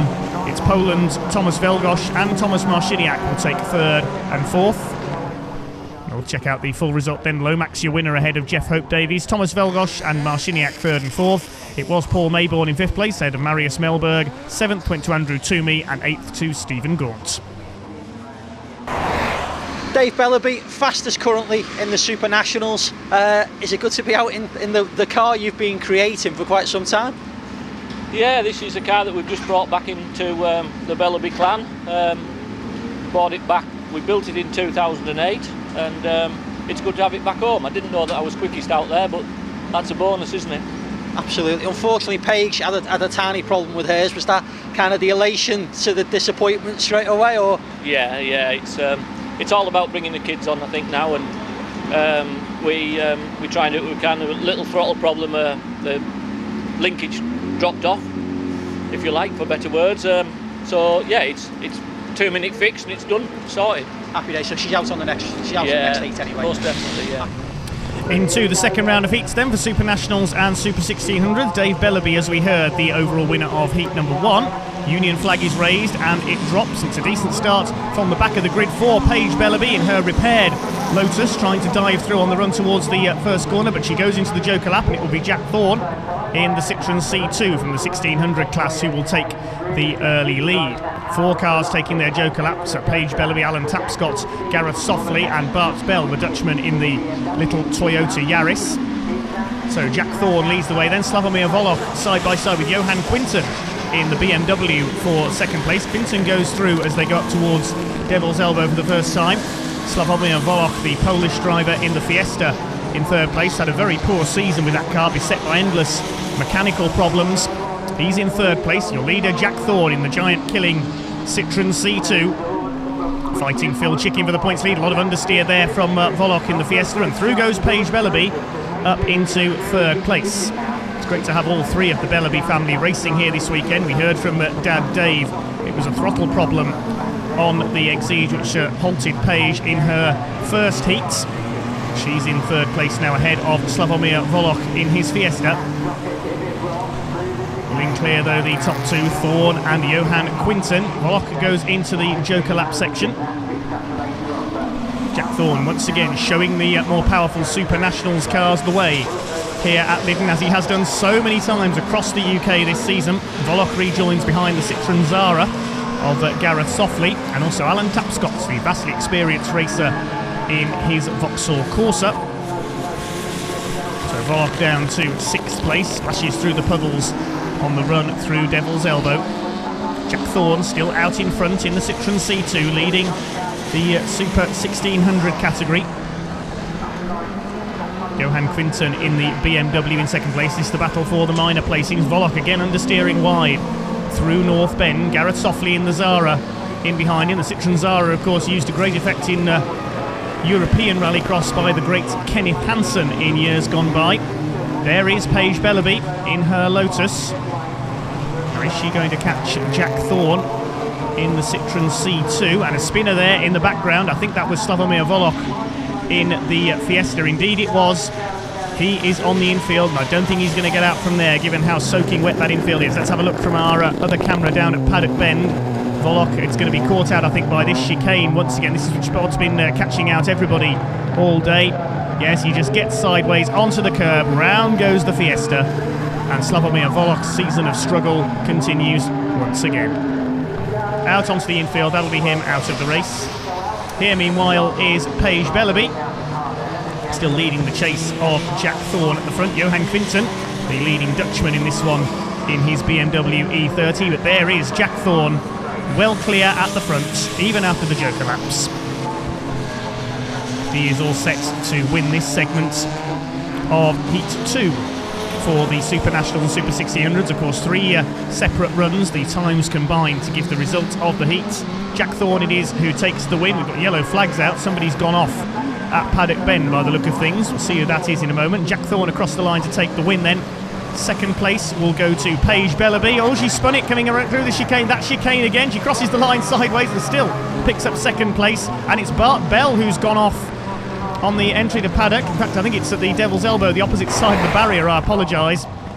bell going off there late on. So on to Heat 2B for the Supernationals and Super 1600s. In pole position it is Robert Blake, the 1600 newcomer in the black Citroen, but a good start from towards the back of the grid by Mike Howlin and Gary Dixon in the Astra as well. There's contact on the run into Chessons, and Robert Blake goes onto the grass. I think he made contact there with Louis de Haas, the Dutchman, in the Astra, but it's Mike Howlin who has taken the lead in the Fiesta. Blake rejoining from the infield, Gary Dixon in the Mark II Astra taking his joker lap. And here's our leader, Mike Howlin in number 15, the Welshman in the Fiesta. Louis de Haas, the Dutchman, in the Opel Astra in second place, the Mark IV Astra. Great effort by all the Dutch teams to come over across the water for this weekend at the home of Rallycross, and they're giving a decent account of themselves so far. Louis de Haas in second place behind Mike Howlin. Further back in third we've got Gary Dixon, then it's Robert Blake in the Citroen C2, and dicing for fifth we have Cor Cron in the second of the Mark II Astras and David Ewan in the Fiesta. But it's Mike Howlin going clear at the front. Yet to take his joker lap though. I suspect he will do so this time. Indeed he does. So where is he going to feed back in to the rest of the pack? How close are his pursuers? He may just about hold his lead here. Needs to put his foot down because Gary Dixon's coming through. Dixon, no, he's going to take the lead on the inside. Gary Dixon, second in the Supernational points. Coming into this round behind Stuart Emery, just about takes the lead. Howlin fighting back around the outside as they come onto Dover Slope. Through into the Devil's Elbow. Can Howlin make a move? I don't think he's close enough. No, Gary Dixon in the Mark II Astra GTE holds the lead. Mike Howlin down to second, having taken his joker lap. We saw Gary Dixon take his on lap 1, so it looks like it is going to be a win for Gary Dixon this time. Rob Blake is still there in third place in his Citroen C2. Louis de Haas has dropped back slightly. I wonder if he's got a problem. We saw him make contact with Blake on the run to the first corner, so maybe he's picked up a bit of damage. No such problem though for Gary Dixon out in front. He's going to take the win in his Vauxhall Astra. Second place to Mike Howlin. Blake in third, and the top 1600 runner Louis de Haas bounces over the grass coming through the chicane. He takes fourth place. That looks like it is David Ewan in the Fiesta coming through for fifth. Third segment of this Supernational and Super 1600 heat then. Watch for Stuart Emery from the back of the grid in the Peugeot 206. It's Vince Bristow in pole position, Mr. Sideways in the BMW. Gary Simpson's older BMWs out there. Dave Bellaby from the back of the grid as well. Some big names in this segment of the heat. Guy Corner doesn't really get away.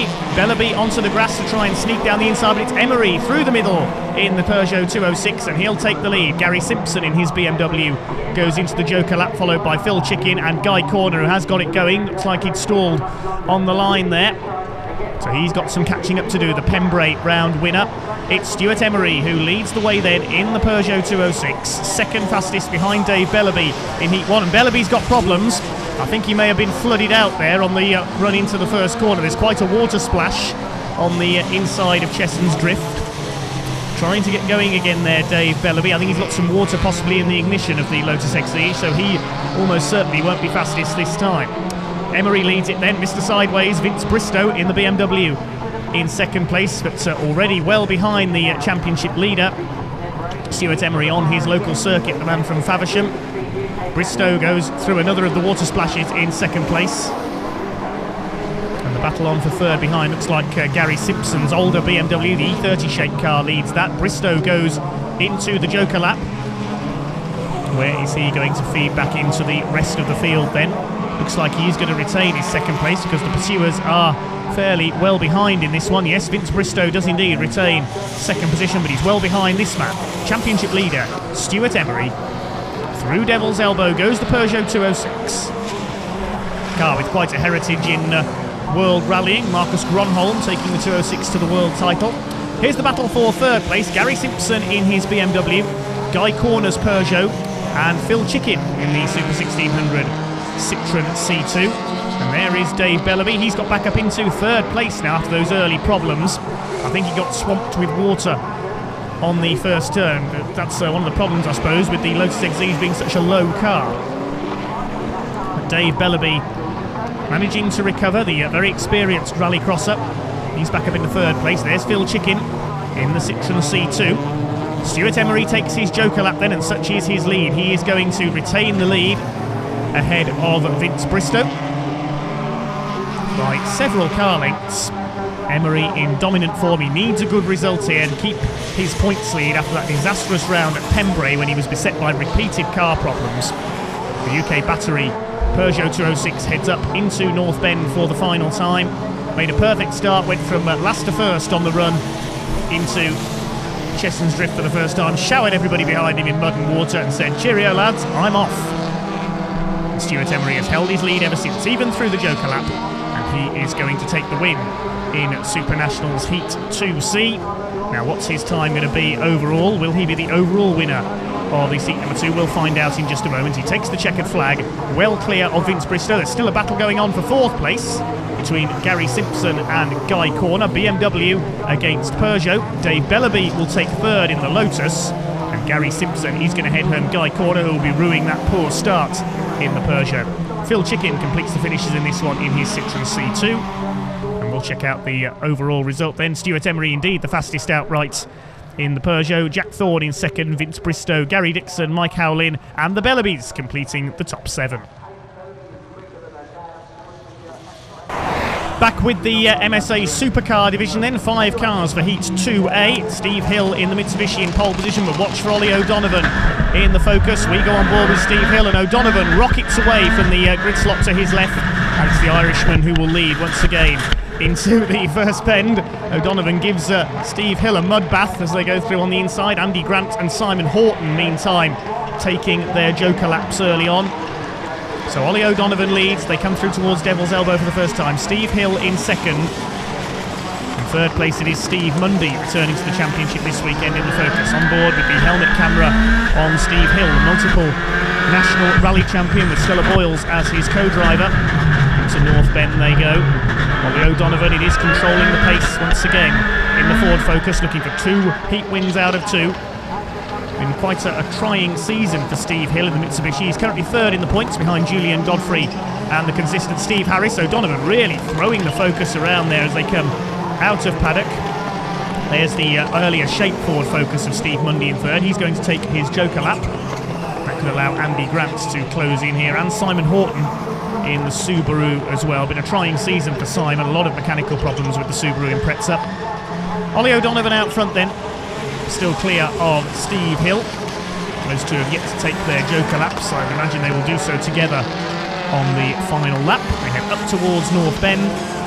Great to have Ollie O'Donovan back in the championship this year. He missed the first couple of rounds, but back in the Tony Bardi prepared Ford Focus. Steve Hill always rallied Mitsubishis throughout his career, continuing that form in Rallycross. Andy Grant has moved up into 3rd place ahead of Steve Mundy, and Simon Horton in 5th place, sliding the Subaru there around North Bend. Just doesn't seem to be quite on the pace this weekend, Simon Horton. Very much on the pace to Ollie O'Donovan and Steve Hill. They do indeed take their Joker laps together. And I don't think Steve Hill is quite going to find the pace to catch Ollie O'Donovan here. The Focus in superb form. Hill in 2nd place, splashing his way along Dover Slope. See how much of a beating the driver takes in a Rallycross car on the loose, particularly his neck muscles. You can see from the helmet camera here inside the Mitsubishi Lancer. O'Donovan then leads up into North Bend for the final time. Former British champion, won that in a Peugeot 306 a few years ago, the ex-Andy Scott's car. Andy now busy with European Rallycross.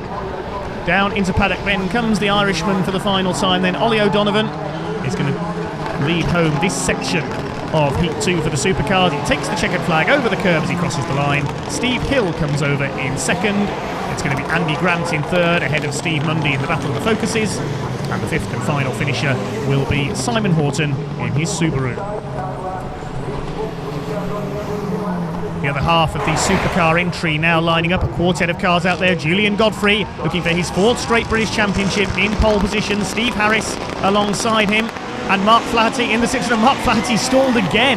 He just can't seem to get used to the Citroen off the line.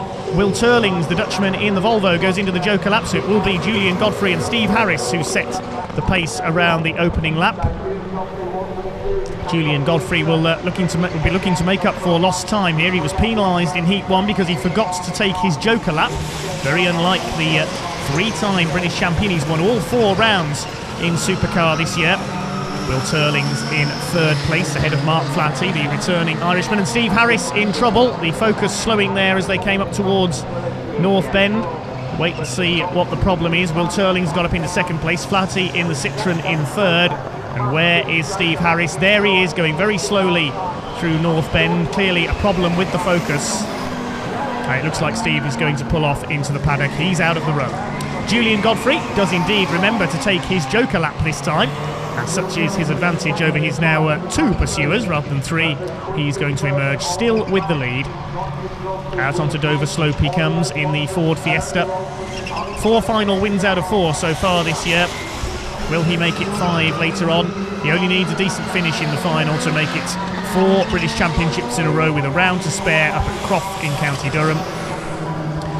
Down the slope comes Julian Godfrey then into Paddock Bend. He's all set to take the win, but will his time better that of Ollie O'Donovan? These two standing head and shoulders above the rest so far in the supercar category here at Lydden. Julian Godfrey takes the flag, well clear of his opposition, who is going to be second as they come through. It's going to be Will Turlings in the Volvo. Mark Flatty will come over in third place in the Citroen. Ollie O'Donovan with the fastest time, though. He takes the win in Heat 2 for the supercars ahead of Godfrey, Hill, Andy Grant, Steve Mundy, Will Turlings and Simon Horton completing the top 7. The rain continues to fall here at Lydden, but there's more action coming up after this short break. Don't go away.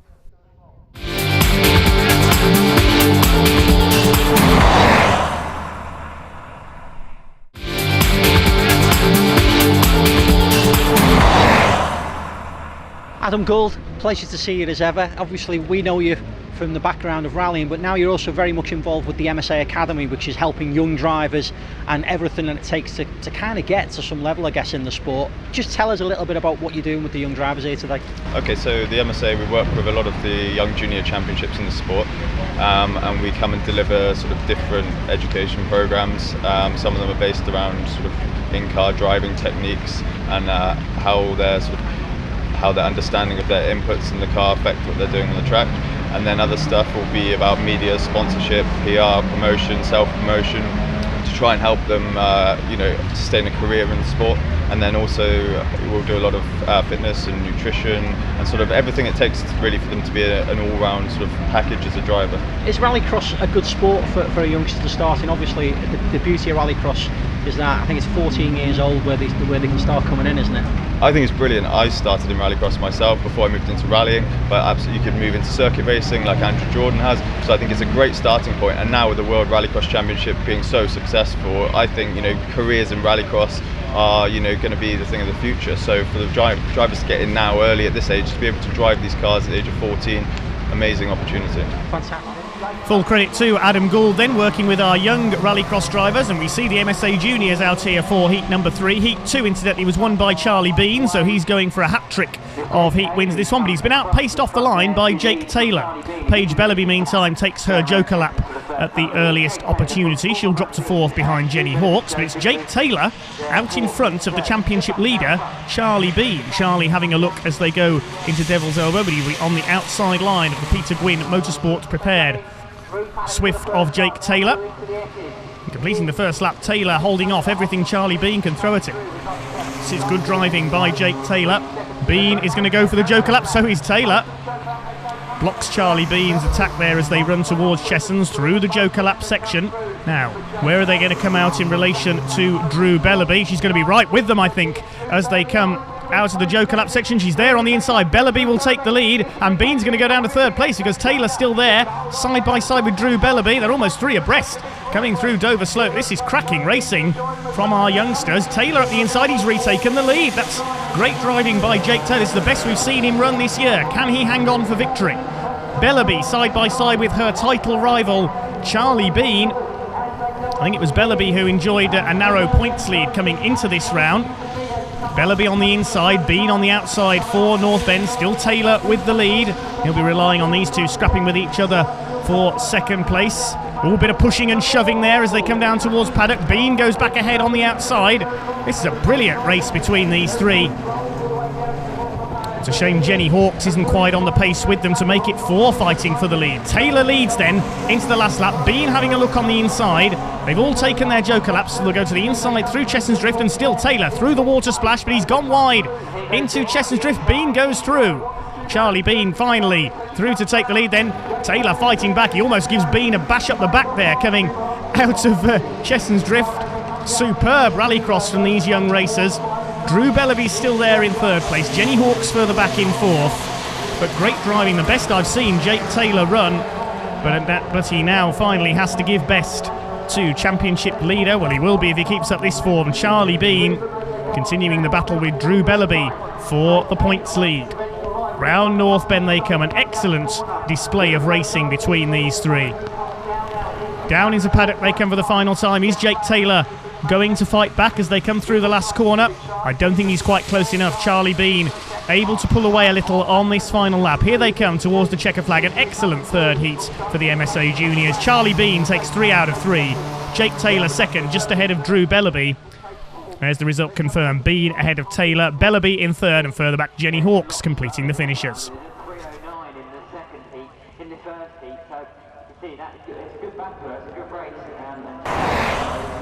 Third heats for the RX150 buggies on track then.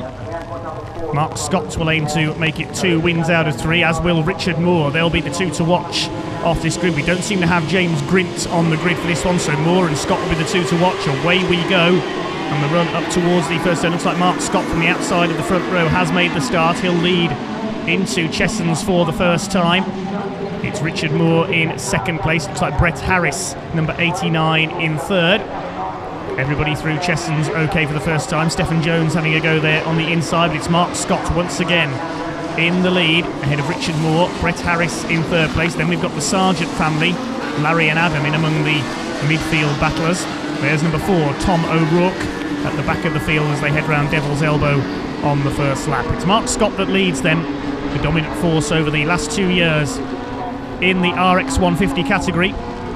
Been growing in stature all the time. We've even seen Ollie O'Donovan appear in RX150 buggies a year or 2 ago.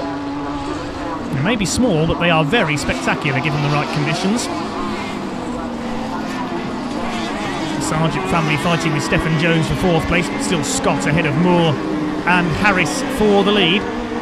Brett Harris sharing the car with his brother Jake this season. Stephen Jones attacking for 4th place as they come through into Chessons Drift through the water splash on the inside. It's Adam Sargent, I think, no, it's Larry Sargent, I apologise, currently holding 4th place. Very similar car the 2 Sargents have got. There's Adam in number 58 behind these 2. Stephen Jones, the newcomer, in number 9 in between them, attacking as they go through Dover Slope, and he's going to go through on the outside into Devil's Elbow up into 4th place. Now, can they hunt down the trio of leaders? Scott, Moore and Harris. Into North Bend they come. There's Brett Harris in 3rd place. Still Scott ahead of Moore at the front. There is Richard Moore. Brett Harris reeling him in slightly, but Mark Scott again looking uncatchable out in front in number 1. Through the chicane he comes towards Chessons Drift, controlling the pace out front through the water splash. Of course, RX150s don't have joker laps, and Scott spins. That's a very unusual incident. We never normally see Mark Scott make a mistake, and he's lost the lead to Richard Moore. That shows you how treacherous it is out there. It is not like Mark Scott to spin out in an RX150. He's lost the lead. Richard Moore then going for win number 2 today, making up for that spin at Devil's Elbow in Heat 2. And Moore now very sideways, coming out of the Devil's Elbow. Scott could fight back here. Are we going to see Mark Scott trying to retake the lead? Then he's closing up on Richard Moore. Brett Harris is in there as well. Scott to the inside as they come off North Bend, down the hill towards paddock. Scott again wide onto the grass. He's really trying to make up ground in the number 1 buggy. Richard Moore leads it sideways into Paddock Bend, going wide on the exit, and Harris coming through on the inside past Mark Scott up into 2nd place. So we're going to see a surprise result here. Moore wins it, Harris 2nd, Scott only 3rd. So not a good race for Mark Scott there. 4th will go to Stephen Jones. Then it's the Sargent family. I think it's Larry ahead of Adam. Those cars, as we say, do look very similar, so we'll check that on the official results. Tom O'Rourke will complete the finishers So a rare error there by Mark Scott, and he only finishes third behind winner Richard Moore and runner-up Brett Harris. Stephen Jones fourth. It was Larry Sargent who beat Adam Home for fifth, and Tom O'Rourke completing the top 7.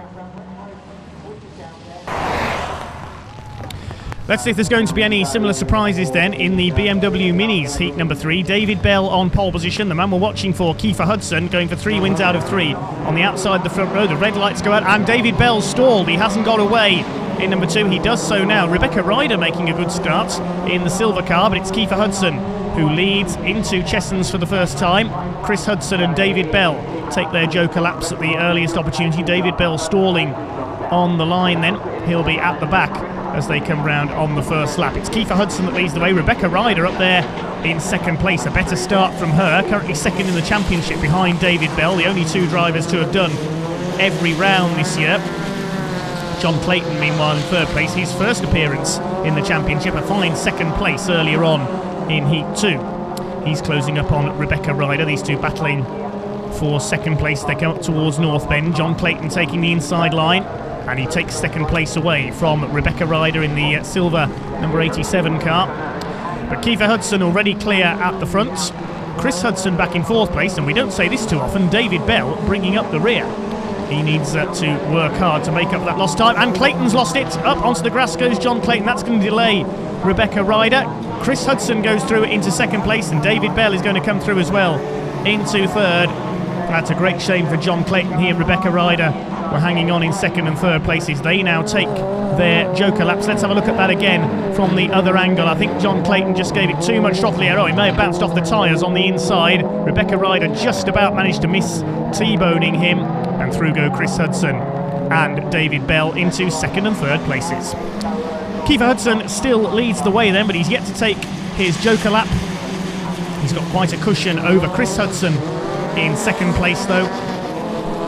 Kiefer Hudson heads up into North Bend once again, the former junior mini-cross star, along with his brother Chris. They're now in first and second places once again. David Bell in third place, where he's finished the other 2 heats. So consistency is his key today. He knows he only needs a decent finish in the final to take the championship, with the Hudsons, as we said earlier, having missed a couple of rounds. Checkered flag goes out then, and Kiefer Hudson does take the win. Wants to take his joker lap out of our sight there. Sideways across the line, Chris Hudson. He's going to go into the tyre wall. Thump. Off goes Chris Hudson as he crosses the line, but he does get second place ahead of David Bell. That chicane catching out another driver. Thankfully, minimal damage to the BMW Mini, and Chris Hudson able to drive away. Let's have a look at the result of that one then. The Hudsons taking another 1-2. Kiefer ahead of Chris. David Bell in third. John Clayton recovering from that spin for fourth. And Rebecca Ryder completing the top 5.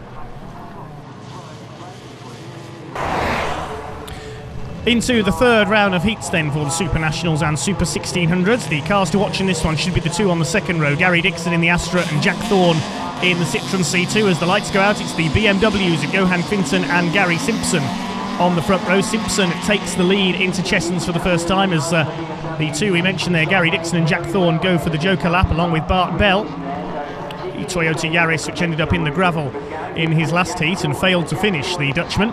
So it will be Gary Simpson who leads the way then, the 2 E30 BMWs, Johan Quinton in second place, and Phil Chicken in third place, leading the Super 1600s. Used to rallycross a Vauxhall Nova a number of years ago, Phil Chicken. The BMW E30s lead the way then up towards North Bend, evoking memories of the 1990s European Rallycross Championship when BMWs took on Ford Sierras. Ludwig Hunsbett, well-known European rallycrosser, campaigned an E30 M3, taking on the likes of Kenneth Hansen and Bjorn Skogstad in Ford Sierras in the early 1990s. But it's England versus Holland in this one. England leads Holland, Gary Simpson ahead of Johan Quinton. They complete the first lap in first and second places. Johan Quinton is going for the joker lap. That will mean that Gary Simpson increases his lead. Coming through for second place, it will be Gary Dixon in the Vauxhall Astra, I would think. We'll see where Johan Quinton slots back in. He's side by side with Jack Thorne. Thorne now leading the Super 1600 category after Phil Chicken took his joker lap that time through as well. He's in 5th position overall in this segment of the heats. Gary Simpson still leading. Gary Simpson has now taken his Joker lap, and he's lost the lead to Gary Dixon as a result, but he's still there just ahead of Jack Thorne. Nice close battle at the front of this segment of the third heat for the Supernational Super 1600s. Jack Thorne trying to go through past the BMW, and he's done it into Paddock Bend. So Gary Simpson drops down to third place. He lost the lead to Gary Dixon, having taken his Joker lap. It looks as though Dixon is going to take the win. Indeed he is. Checkered flag goes down. Gary Dixon takes the win in his Astra. Nice close battle between the top three there. Johan Quinton dropping back into fourth place ahead of Phil Chicken. On to Heat 3B for the Supernationals then. We've got the Bellabys, father and daughter, out there in their two Lotuses. Vince Bristow in the BMW as well. Away they go, and it's the Lotuses who leap away into the first turn. Which one of them is going to take the lead? Well, Paige Bellaby has gone for the Joker lap, so it will be Dad Dave who takes the early lead. Louis de Haas in the Astra in second place, David Ewan in third, because Paige Bellaby, Vince Bristow and Alan Tapscott are all taking their Joker laps. Paige Bellaby, that's a throttle problem hindering her in Heat 1. And there is her father Dave out in front once again. Had a bit of a problem with water getting into the car during his second heat, which restricted him down to 7th overall, one place behind his daughter. Into North Bend, the Lotus Exige leads the way then. Louis de Haas, one of the top Dutchmen here this weekend in the Opel Astra Mark IV, in second place. And they're already well ahead of the rest. Down into Paddock Bend comes Louis de Haas then. Further back in third place. We'll wait to see who comes through. I think it might be David Ewan at this stage in the Fiesta, as de Haas very sideways there, coming out of that tricky little chicane. He now takes his Joker lap, and there's a spinner. That's Paige Bellaby. She's spun the Lotus Exige coming out of paddock. Nice recovery, but she's lost a couple of places. So Paige Bellaby's trying day in her Lotus Exige continues. It's all about these two at the front, Dave Bellaby and Louis de Haas. Vince Bristow is in third place now in the BMW as they head up into North Bend once again. Dave Bellaby, several car lengths clear of Louis de Haas. England versus Holland once again for the lead, and they're well ahead of the rest. Dave Bellaby looking for another fastest time. He could take pole position for the A final if he goes quickest here. Through towards the checkered flag. It's another win for Dave Bellaby, his second of the day. We'll see how he gets on in the overall classification. Louis de Haas comes over in second, well ahead of Vince Bristow. Mr. Sideways will take third place in the BMW. Alan Tapscott coming through for fourth in the Corsa. Let's check out the overall result then. The winner was Dave Bellaby ahead of Louis de Haas. Guy Corner won the other segment of that heat, Heat 3C, and he takes third ahead of Dixon, Bristow, Robert Blake and Jack Thorne completing the top 7. Back with the supercars then, and the two top names are out in this segment of Heat 3. Julian Godfrey and Ollie O'Donovan meet at last. It's O'Donovan on pole position. Will Turlings doesn't get away in the Volvo, so who's going to get the lead into Chessons? It's O'Donovan ahead of Godfrey. The other two cars of Steve Mundy and Simon Horton take their Joker laps, so it's going to be O'Donovan versus Godfrey for the lead around the opening lap of this one. They've been kept apart in their earlier two heats, but now they meet, and it's the Irishman once again setting the pace in the Ford Focus. Julian Godfrey in second place. Now perhaps he knows that a second to Ollie O'Donovan this weekend will give him the championship. O'Donovan not a factor in the championship chase because he missed the first couple of rounds of the year, so perhaps Julian Godfrey playing it safe against Ollie O'Donovan in this one. Steve Mundy is in third place, Simon Horton in fourth, Will Turlings further back, just coming up into North Bend now, having stalled on the start line. So Ollie O'Donovan looking completely dominant here at Lydden Hill today, going clear of Julian Godfrey. Somebody spun there in the background. I think that was Steve Mundy. I just caught a glimpse of spinning as they came out of Paddock Bend, as Godfrey takes his Joker lap. Loses a little bit of ground, but he doesn't need to beat Ollie O'Donovan. He's going for his fourth successive championship, Julian Godfrey, in his familiar faithful Ford Fiesta, the engine builder and tuner. O'Donovan now takes his Joker lap. Is he going to come out still ahead of Julian Godfrey? It's going to be fairly close, I think, but O'Donovan does manage to hang on to his lead, and he's looking good for 3 heat wins out of 3. Bounces his way across Dover Slope into Devil's Elbow. Wiper going at full tilt, and there's another spin at Steve Mundy. He's not having a good heat. That looks like he will have lost third place now to Will Turlings, the Dutchman in the Volvo. Ollie O'Donovan then completely dominant here at Lydden today. 3 wins out of 3 for him. We'll wait and see if that's going to be fast enough to take the overall win once the other half of the Supercar entry has run. Julian Godfrey comes over in second, further back Will Turlings in third. The rest of the Supercars then out for heats at 3B. 4 cars on the grid. Steve Harris, second in the points coming into this round in pole position in his Focus. Away they go. Mark Flaherty gets off the line without stalling in the Citroen this time, and he's made a fairly decent start, but he goes for the Joker lap. It's Steve Harris and Steve Hill who go through Chessons for the first time. Andy Grant, the other man, taking the Joker lap at the first opportunity. Behind Mark Flaherty in the Pat Duran prepared Citroen DS3. Pat not out on track this weekend. He was entered in his famous Ford RS200, but sadly not able to get the car ready in time. It's Steve Harris who leads the way, then Steve Hill in the Mitsubishi in second place. Now Steve Harris needs a good result here. He failed to finish Heat 2 with the engine problems. And he's up there in the lead now ahead of Steve Hill. Hill flicking the tail out onto the curb there as they come out of North Bend. Down into the right-hander at Paddock. Harris still leads, Hill closing the gap a little. It's Mark Flaherty in third place. Further back in fourth is Andy Grant. They've already taken their Joker lap. Steve Hill takes his on the second lap, so Steve Harris will have to take his next time through. Mark Flaherty will go up into second place, and Andy Grant, I think, into fourth. Steve Hill is going to drop to the rear of this quartet. Andy Grant very sideways there through the puddles on the inside on the exit of Chessons Drift.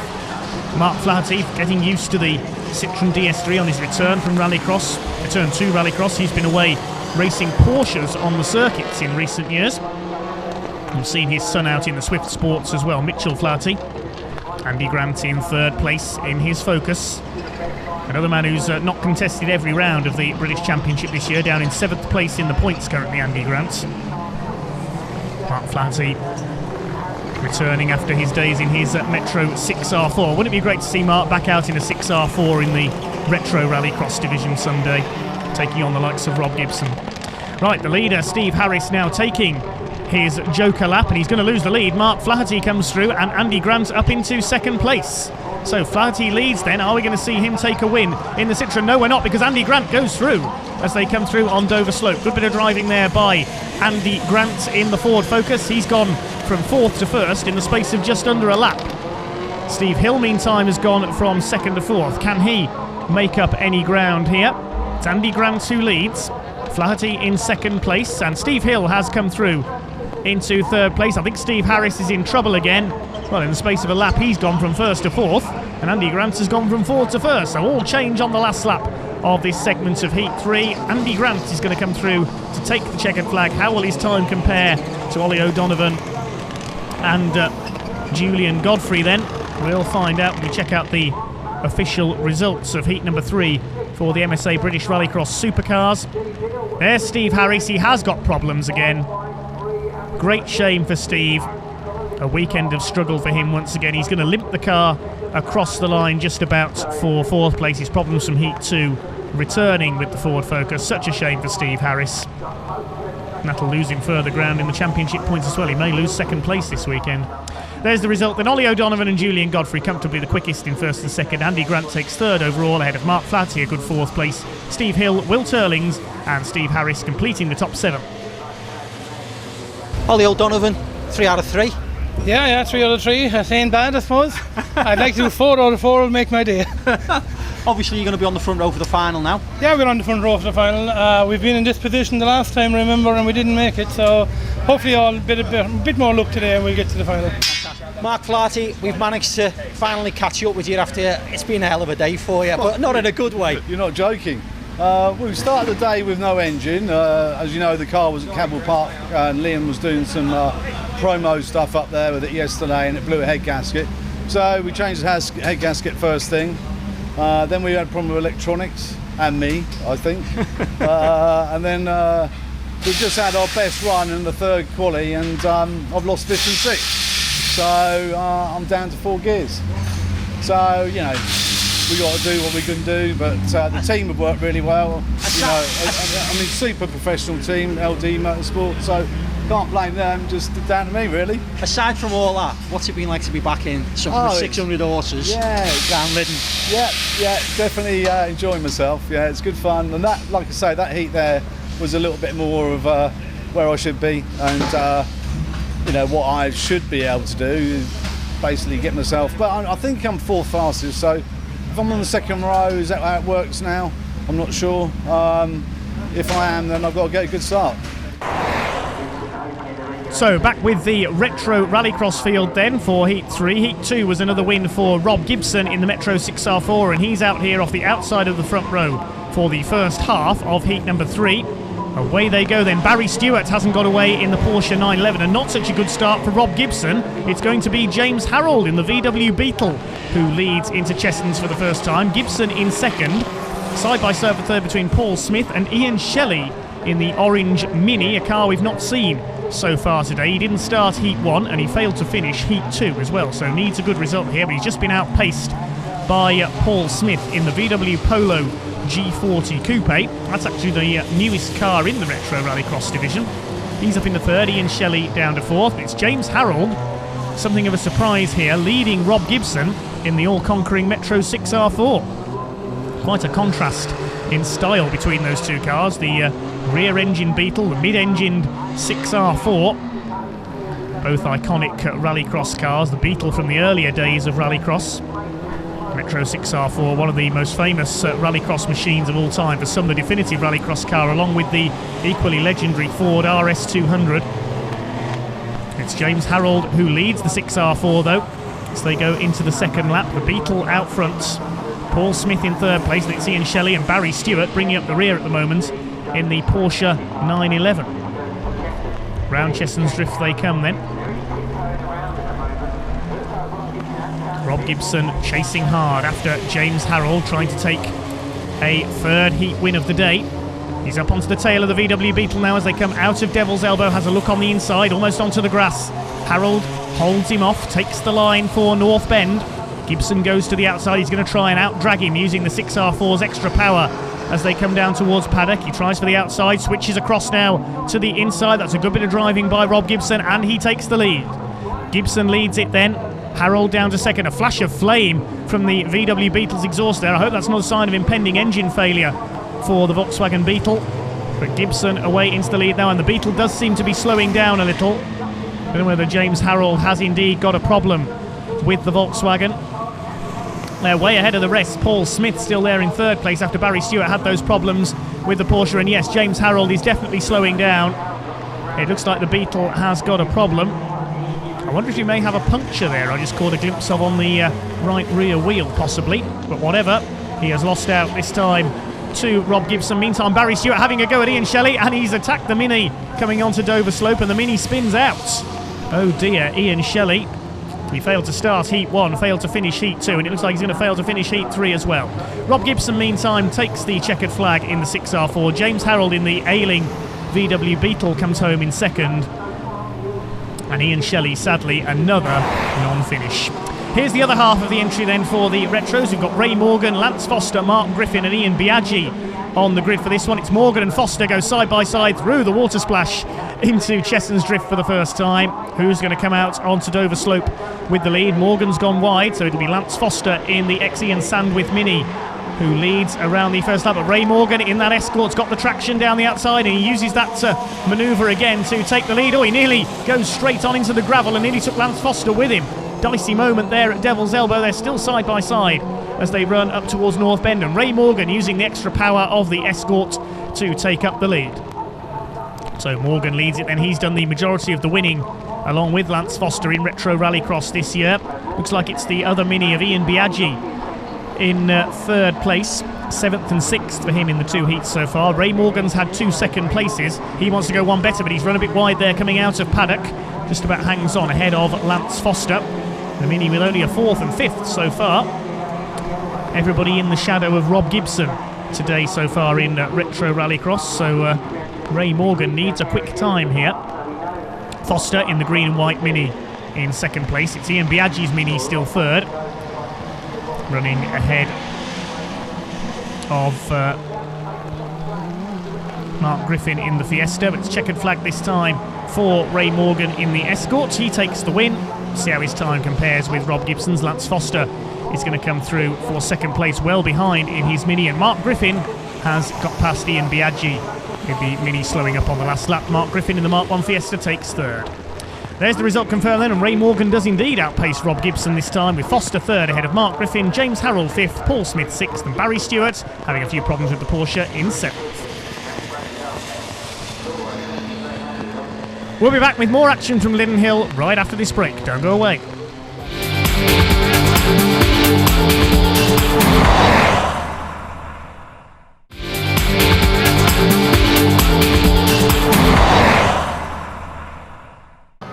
We're at the A final for the juniors. We've got Drew Bellaby on third place. We've got Jack Taylor in second place, and we've got the man who's been unbeatable all day so far, Charlie Bean, qualified in pole. It's going to be a wet one, folks.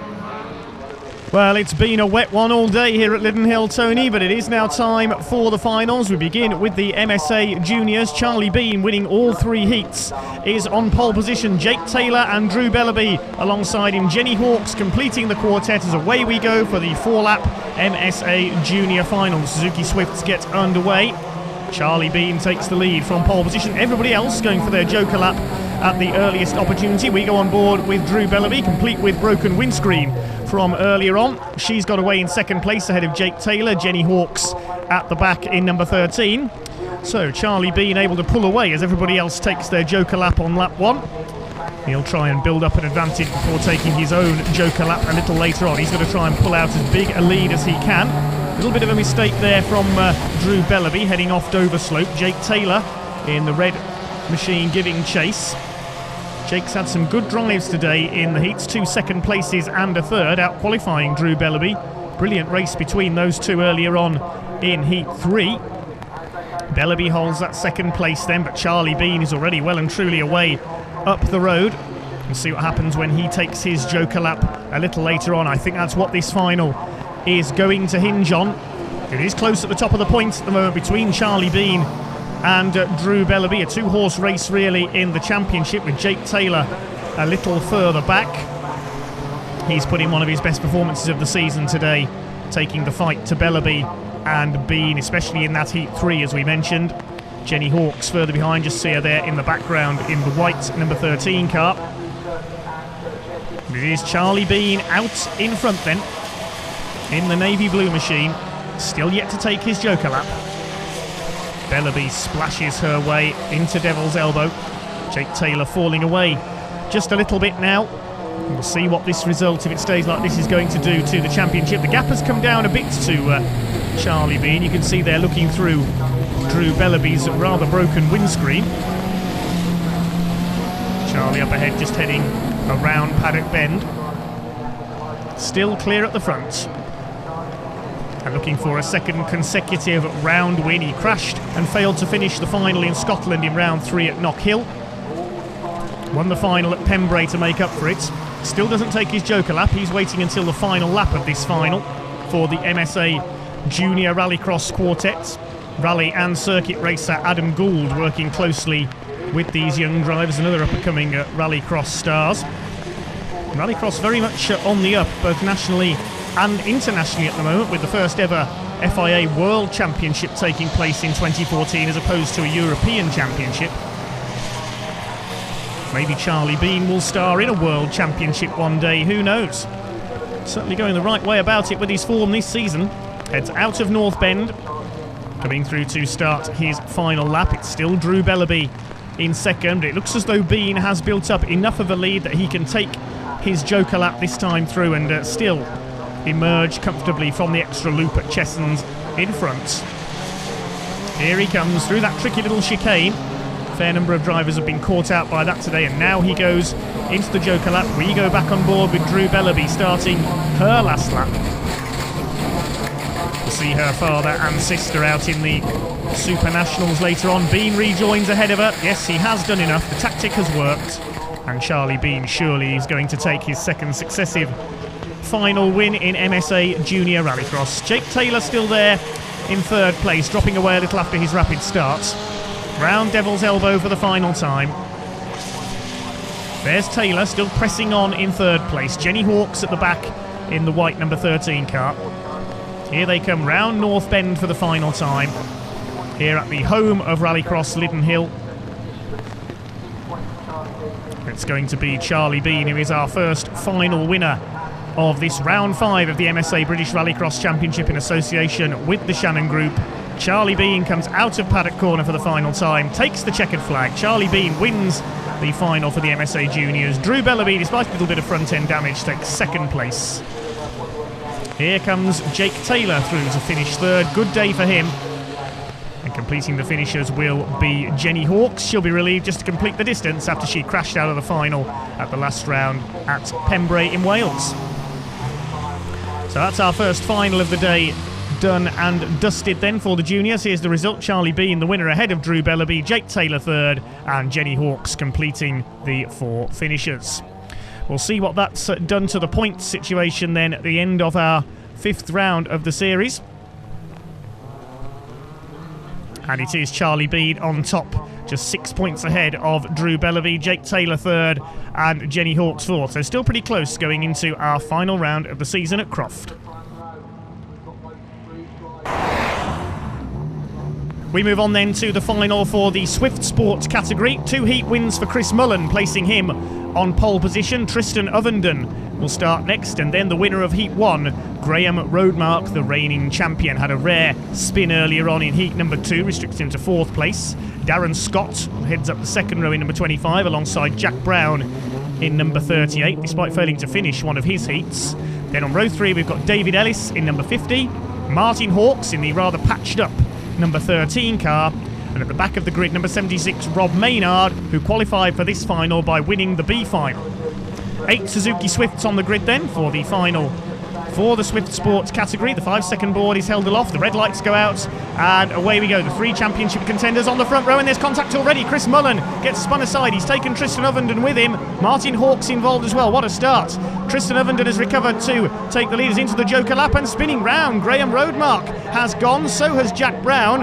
More like a banger race at the start of this Swift Sport final. My goodness, what a chaotic start. All the championship contenders involved in there in that mayhem. But Tristan Ovenden has struck lucky, and he's been able to take the lead ahead of David Ellis. And in third place is Darren Scott. Chris Mullen, meanwhile, looks like he's out of the race. Graham Roadmark is well back down the road in around 6th position after spinning. So Tristan Ovenden is who leads. David Ellis, the former hot hatch racer, pushing him as they come round North Bend. Darren Scott up there in third place. And this is going to change the championship, because if Tristan Ovenden wins here with one of his rivals out and the other well back down the field, Tristan Ovenden is going to open up a lead in the championship. David Ellis in second place, switched mid-season from the hot hatch category, used to race the Citroen Saxo. Darren Scott in third place. They pass Chris Mullen out of the car and out of the race. Great shame for the pole sitter, he barely got off the starting line. Darren Scott takes his Joker lap. Where's he going to come out? He's going to be side by side with Rob Maynard, the B final winner. Could be about to move up into third place. Indeed he has. So it's Tristan Ovenden in the Goody demolition car who leads the way. Had a good battle in last year's championship with Graham Roadmark, which came to a head when he rolled his car at Paddock Bend here at Lydden in the closing stages of the final. He won't make that mistake again, pulling away from David Ellis in second place. Darren Scott still in third. He's dropped back having taken his joke lap. No, I apologise. It is Rob Maynard who's there in third. Good scrap going on between those two. Ovenden still leads from Ellis. Now, where is Graham Roadmark? He's back in around 6th place, I think. Not a good day for Graham. It's been a good day up to this point for Chris Mullen, winning 2 heats and 4th in the other, but he barely got off the start line in the final. Typical fraught Suzuki Swift entertainment. Tristan Ovenden over the bumps, the track getting very rutted along Dover Slope, and Darren Scott making a move for third position. Yes, he's back ahead of Rob Maynard. Darren hasn't had the best of days. He spun out of one of the heats earlier on. Maynard back up the inside, late on the brakes there for Devil's Elbow, and he's retaken third place. A brilliant ding-dong fight going on between these two for third position. In the background you just saw a flash of yellow. That's Graham Roadmark. I think he's back into 5th position. Just heading up North Bend in the background as Maynard continues to fight off the attentions of Darren Scott. Down into Paddock Bend they come. Leaders already up the road. Ovenden ahead of Ellis. David Ellis not giving Tristan Ovenden any peace at all. They both take their joker laps together. Are they going to come out still in the lead? Ovenden certainly is. He's David Ellis still going to be in second place though. Maynard and Scott are there. Ellis has retained second place. I think Ovenden has retained his lead. And Darren Scott is there in third place ahead of Rob Maynard. Looks like he's pulled away a car length or two from the orange Suzuki. The B final winner up there in fourth place. Another man who spun in one of his heats. Into North Bend then for the final time comes Tristan Ovenden. He's about to open up a lead in the championship with Roadmark back in fifth and Chris Mullen out of the race. Scott still holding third ahead of the determined Rob Maynard. Here comes Tristan Ovenden in the Goody demolition car. He is going to take the win. Only managed a best of second in the heats, but he comes good in the final. Takes the checkered flag. Tristan Ovenden wins the Swift Sport final. David Ellis a superb second. Darren Scott holds off Rob Maynard to take third place. A rather fraught final then for the Swift Sports, and there is the pole sitter Chris Mullen. Didn't even get to the first corner. Well, sometimes you have to accept that's racing. We'll see in a moment what happened at the start. Here's the replay. Watch to the left of the picture. Darren Scott got a quick start, tried to squeeze his way through. It didn't work. Mullen hit the front of Ovenden, who somehow managed to keep going, and Martin Hawkes crashed into the spun Chris Mullen as well. But there was more drama further round as the cars went into the joker lap for the first time. We'll see that from the other angle. Here's another replay. Darren Scott gets the big squeeze from Mullen and Ovenden. Mullen is destined to go no further, but then watch as the cars go into the joker lap. Rob Maynard on the grass, but then Jack Brown starts pushing Graham Roadmark, and he just keeps pushing him until Roadmark and Brown both spin around. Maynard able to get through. Roadmark heavily delayed, and he never recovered from there. Here's the official result then. Ovenden the winner ahead of David Ellis, Darren Scott and Rob Maynard. Graham Roadmark did manage to recover to take fifth place ahead of Martin Hawkes, with Jack Brown completing the top 7. We will see what that has done to the championship standings then. I would suspect that Tristan Ovenden has opened up a lead, and indeed he has. 11 points clear now of Graham Roadmark at the top. Chris Mullen in third ahead of Rob Maynard and Jack Brown. Let's hear from race winner Tristan Ovenden.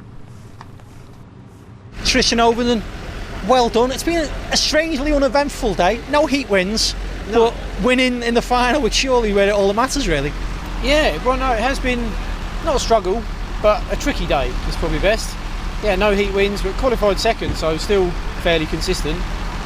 And then there was some door handling off the start, and I seemed to come out into the first corner in front, so fair play, it went fairly well. I did have some issues with my own car, but it held together and managed to finish the final.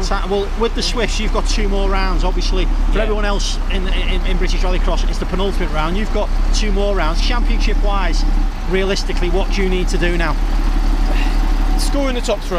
Yeah. If I can keep being on the podium, that's what I need to do. That's what I want to do. Fantastic. Yeah. To survive these conditions today, I doff my cap to you, sir. Cracking job. Yeah. We'll see you on the next round. Thanks very much. Cheers, Tristan. On to the final then for the RX 150 buggies. Mark Scott can seal the title with a good result in this one. He's been beaten to pole position by Richard Moore in number 11, 2 heat wins to 1.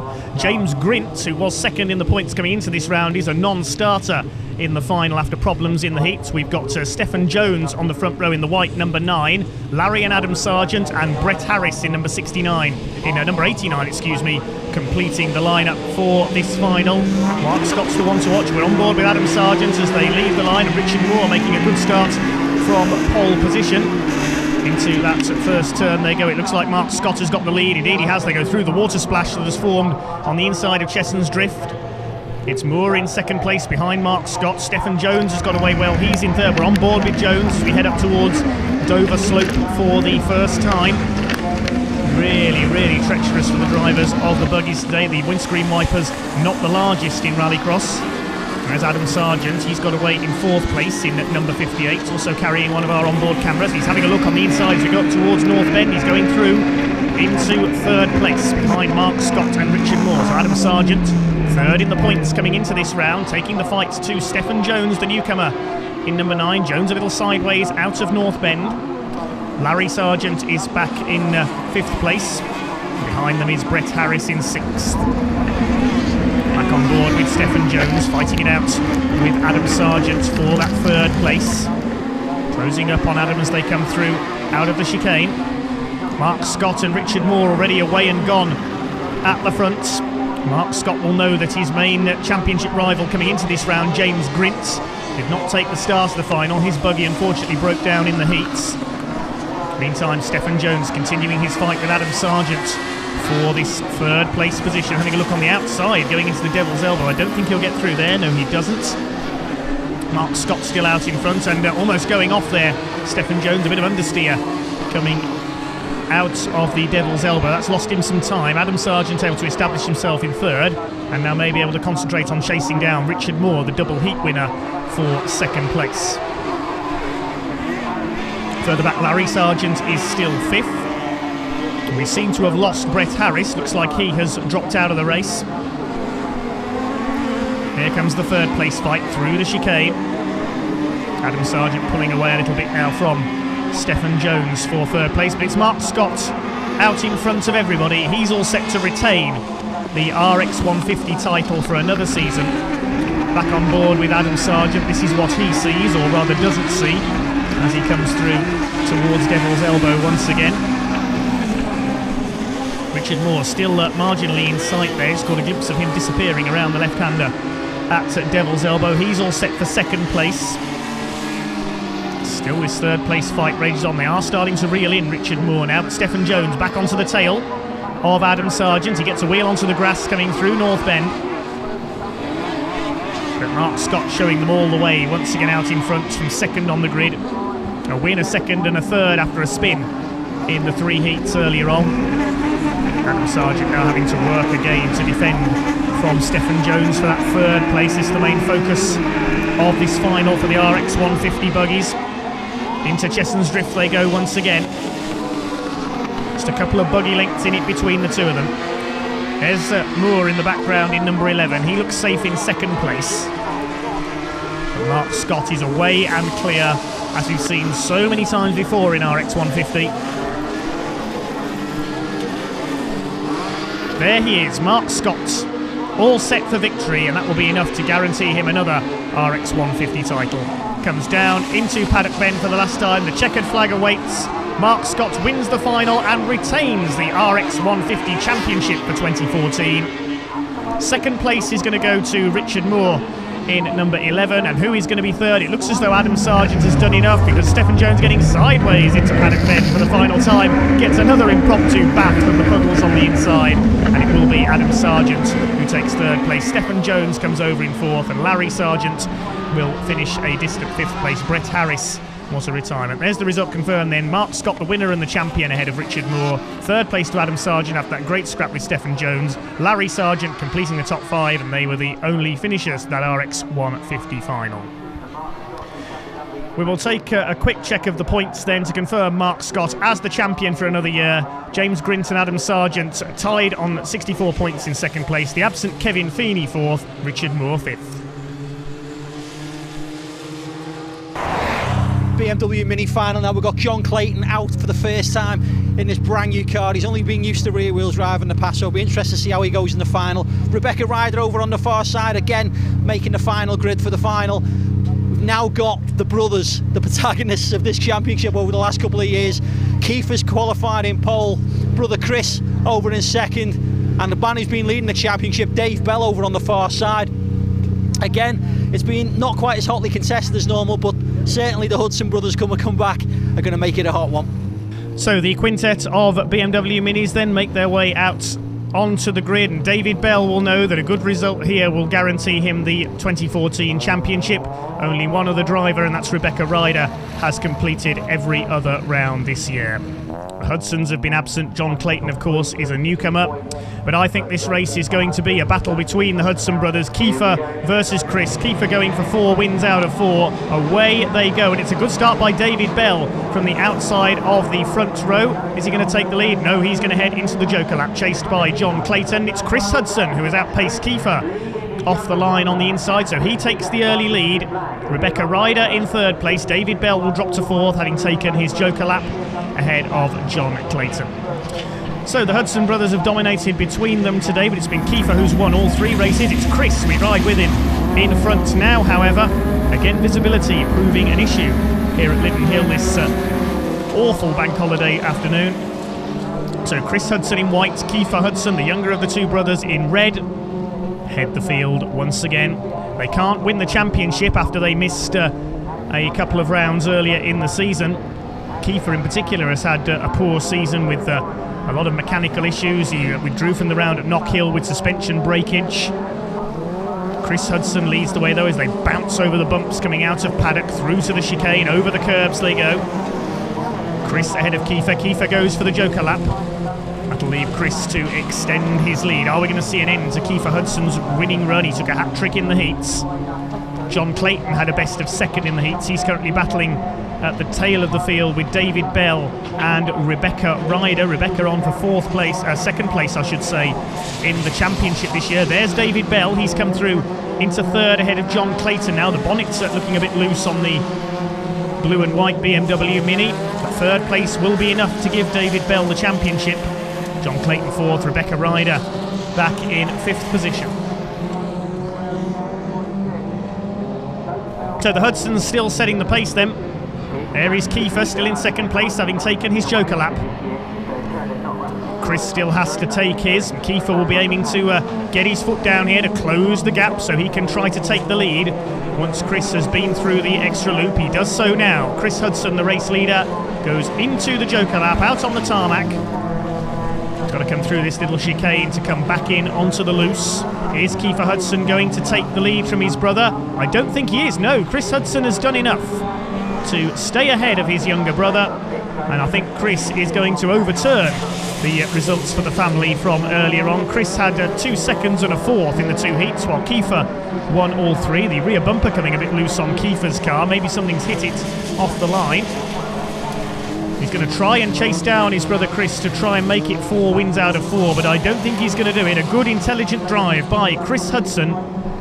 It looks like he is going to take the final here at Lydden Hill. Down into Paddock Bend, the right-hander they come. Up towards the line. Chris Hudson in white, Kiefer Hudson in red. It's going to be Chris who stops his brother's run of victories. Chris Hudson takes the win. Punches the air, thumping the steering wheel as he crosses the line. He's very happy indeed, and also very happy will be the man coming across the line despite the tailgate flapping in the air. For 3rd place, David Bell takes the BMW Mini Rallycross Championship for 2014. John Clayton comes over in 4th and Rebecca Ryder 5th. So 3rd place is enough to confirm David Bell as the champion for 2014. Let's check out the official results then. Chris Hudson finally gets one over on his brother to take the win as the Hudsons score another 1-2. David Bell takes 3rd place ahead of newcomer John Clayton, and Rebecca Ryder completing the 5 finishers. But in the point standing, meanwhile, as we said earlier, only 2 drivers have competed in every round this year. David Bell confirmed as the champion on 98 points. Rebecca Ryder 2nd. Chris Hudson ahead of brother Kiefer for 3rd, and John Clayton in 5th. Chris Hudson, well done. Welcoming you back to Lydden. Obviously, you've been missed on the previous 2 rounds. You and your brother had a little bit of a ding dong earlier today. Is it all amicable now? Are we going home friends? Yeah, we're all friends. I mean, he won 3 heats, so he's got the extra 2 points there, and I won the final. So really, at the end of the day, we got a 1-2. So we're both happy. Fair play. You are both out at Croft as well, aren't you? We are. We're going to be there. We're hoping we're going to have another 1-2 at Croft as well. So. Okay, fair play. The Hudsons are back. Exactly. Listen, we look forward to seeing you up at Croft. Well done. Time for the hot hatch final then. And Craig Lomax in his blue and white Saxo is on pole position. He can seal the title with a good result here. 8 cars will take the start of this hot hatch final. Craig Lomax winning 2 heats, but an off at the Devil's Elbow restricted him to 4th in the other. That was won by Thomas Marciniak. He's on the 2nd row. It's Lomax in pole position, Thomas Velgosh alongside him. Jeff Hope Davies from Wales completing the front rank. Away we go then with the final for the hot hatches. Craig Lomax makes a decent start. Thomas Marciniak clips Thomas Velgosh and loses a wing mirror on the run into Chessons for the first time. It's Lomax who leads. Jeff Hope Davies leading a quartet of cars taking their joker laps on the first lap. Behind him, Marius Melberg in the silver car. Stephen Gaunt in the purple and white machine, and Irish visitor Andrew Toomey in the yellow Peugeot behind them. But Craig Lomax is where he wants to be, out in front, the plumber and heating engineer. he can smell that hot hatch title for 2014. He leads Thomas Velgosh, the Polish driver in the Peugeot. We're with Craig Lomax. He leads the way up into North Bend for the first time. Defeated in the last round when gearbox problems struck and Thomas Marciniak took the final. Craig Lomax, no such problem today, barring a spin at Devil's Elbow in the opening heat. Throws the Saxo sideways there into Paddock Bend, gets a little bit sideways. He's still ahead. There is Thomas Marciniak in third place. It's Paul Maybourne in fourth, number 77, the front bumper having been loosened over the bumps. He goes into his joker lap then. Man in fourth place. Thomas Marciniak taking his joker lap as well. It's still Lomax that leads from Thomas Velgosh. Marciniak is about to rejoin. He's just ahead of Jeff Hope Davies for third place. There is Craig Lomax. Here's car number 2, going to be number 1 in the championship. Thomas Velgosh keeping pace with him. These two yet to take their joker laps. See if Thomas Marciniak can close in. Round North Bend they go. Craig Lomax out front.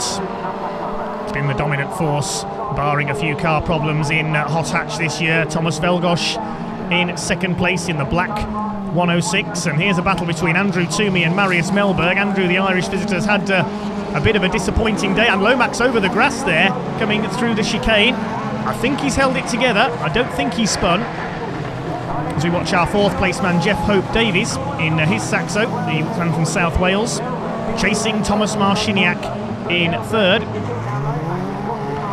Lomax still out in front ahead of Velgosh, then it's Marciniak, then Jeff Hope Davies. Here's Thomas Velgosh, slightly inconsistent season from him. His fellow Polish driver Marciniak in third.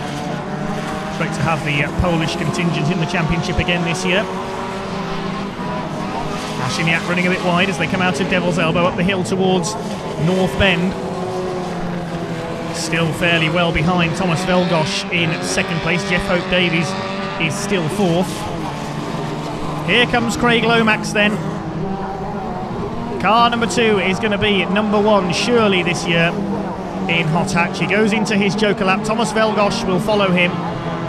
So Craig Lomax's lead not in any danger because Marciniak is well back. He could take second place here, Thomas Marciniak from Velgosh. Yes, looks like he's going to move up into second place, but Lomax is already into Dover Slope. Craig Lomax is heading for his 4th final win of the season from 5 rounds, and he is going to be the hot hatch champion. Marciniak in second place, Velgosh third, Hope Davies fourth. Rest of the field fairly well behind. It's Paul Maybourne in 5th place, ahead of the battle between Marius Melberg and Andrew Toomey. Saw a bit of damage on their 2 cars earlier on. Lomax from Marciniak, then Saxos 1 and 2. We're right on board with the man who's about to win the 2014 Hot Hatch Rallycross Championship. Goes into Paddock Bend for the final time, up towards the chicane and the checkered flag. The checkered flag waves. Craig Lomax wins the race and the championship in Hot Hatch. You can hear how happy he is. Brilliant scenes there. Meantime, the remains of Marius Melberg and Andrew Toomey's cars head towards the line. They're going to finish, they may not finish 6th and 7th because Paul Maybourne's gone off on the last corner. Yes, so Melberg takes 5th place, Toomey comes over in 6th, and Paul Maybourne drops to 7th. Stephen Gaunt will complete the 8 finishers. So a typically lively hot hatch final here at Lydden then. We'll confirm the results. Craig Lomax the winner ahead of Thomas Marciniak, Thomas Velgosh in 3rd, Jeff Hope Davies in 4th, Marius Melberg and Andrew Toomey passing Paul Maybourne after he went off at paddock on the last lap, and Stephen Gaunt completing the 8 finishers in that one. Let's check out the points then, just to confirm. Craig Lomax is the champion, 99 points to Thomas Marciniak, 75. Thomas Velgosh in 3rd, ahead of Jeff Hope Davies, Marius Melberg, Stephen Gaunt and Paul Maybourne completing the top 7. Let's hear from the new champion. 2014 Hot Hatch British Rallycross champion. Did you thought I was going to be saying that to you at this point? No, not at all. I expected it to be down to wire at last round, but the lads have worked hard all year to keep the car on top form. Keep my hat off to them. It's a new team for this year, and we've actually stormed it. You don't understand how happy I am, and over the moon. Fantastic. So, are you still going to go to Croft? I'm still going to Croft, yeah. I'll go around and have a play with them still, yeah, but we've got to do. Yeah. Championship 6 rounds, not 5. Yeah, good on you, good on you. Some people normally drop out, especially when they've secured it, but no, good on you, and obviously good on you for your sponsors as well. Yeah, it's very good for my sponsors. Like I've said before previously, it's hard to keep them on board. My plans for next year, I think they might be just dropping into place now for me. Moving on then to the final for the Supernational and Super 1600 categories. A brilliant entry of 19 cars between them, these two classes. Stuart Emery will start as the favourite in the Peugeot 206. There goes the leading Dutchman, Louis de Haas, up to the grid. Gary Dixon, second in the points coming into this one, but it's Dave Bellaby in the Lotus who has taken pole position.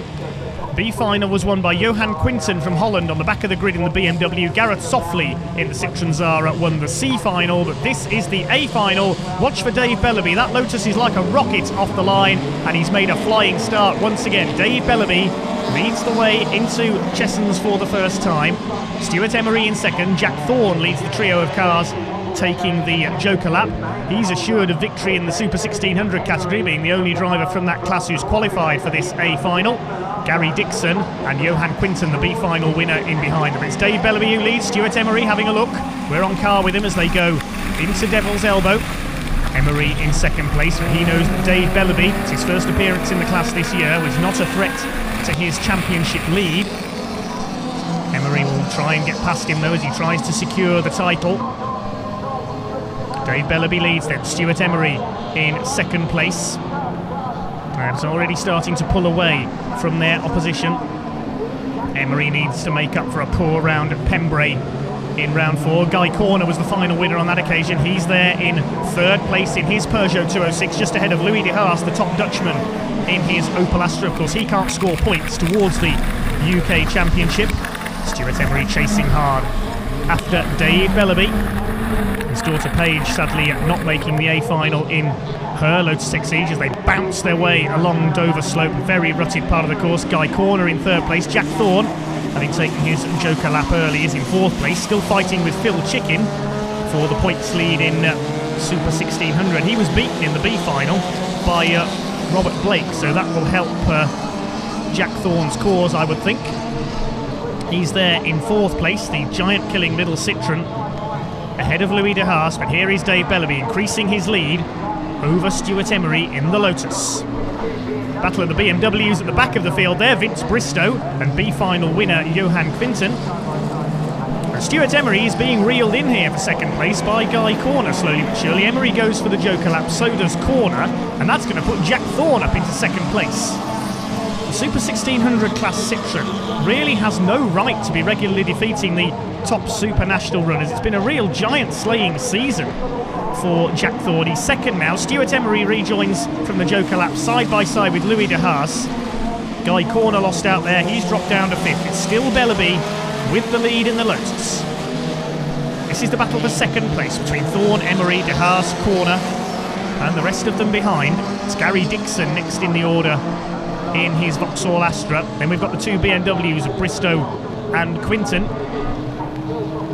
Jack Thorne still doing brilliantly, holding on for second place. Stuart Emery trying to fight back. He's second in his class, the Supernationals. There's Guy Corner, effectively third in class because, as we said earlier, Louis de Haas can't score points in the British Championship. Dave Bellaby takes his Joker lap then. He won 2 heats earlier on. Stuart Emery won 1. Is Jack Thorne going to take the overall lead here? No, he's not quite. Dave Bellaby able to rejoin in front. That's good driving by Dave Bellaby. Built up enough of an advantage to keep his lead. And now Louis de Haas is putting Stuart Emery under pressure. He's not just putting him under pressure, he's going through. I wonder if Stuart Emery may be suffering a reoccurrence of those problems from Pembrey. He seems to be dropping away slightly. Ride on board with him. The car sounds okay. But is Stuart Emery starting to struggle in the Peugeot? Takes North Bend on the inside line, losing ground to Louis de Haas. And whoa, putting the boot in there, knocking a mirror off the Peugeot. Guy Corner could take fourth place. Meantime, the win is going to go on his return to the championship to Dave Bellaby in the Lotus Exige. He takes his third win of the day. Jack Thorne second and wins the 1600 class. Louis de Haas third. Guy Corner fourth. Stuart Emery only fifth. Gary Dixon in sixth place. So the championship not quite over yet. The BMWs of Quinten and Bristow complete the finishers. Here's the official result then. Dave Bellaby, a fine win on his return to Rallycross. Jack Thorne, a super second overall, and he wins Super 1600. Third place goes to Louis de Haas ahead of Guy Corner. Stuart Emery only fifth after a disappointing last lap. Gary Dixon sixth ahead of Johan Quinson. The other finisher was Vince Bristow. So Stuart Emery on 92 points, Gary Dixon on 71. The championship not quite done and dusted as yet. Vince Bristow and Guy Corner next. Very entertaining day indeed then for the Supernationals. Their championship fights will go to the wire at Croft.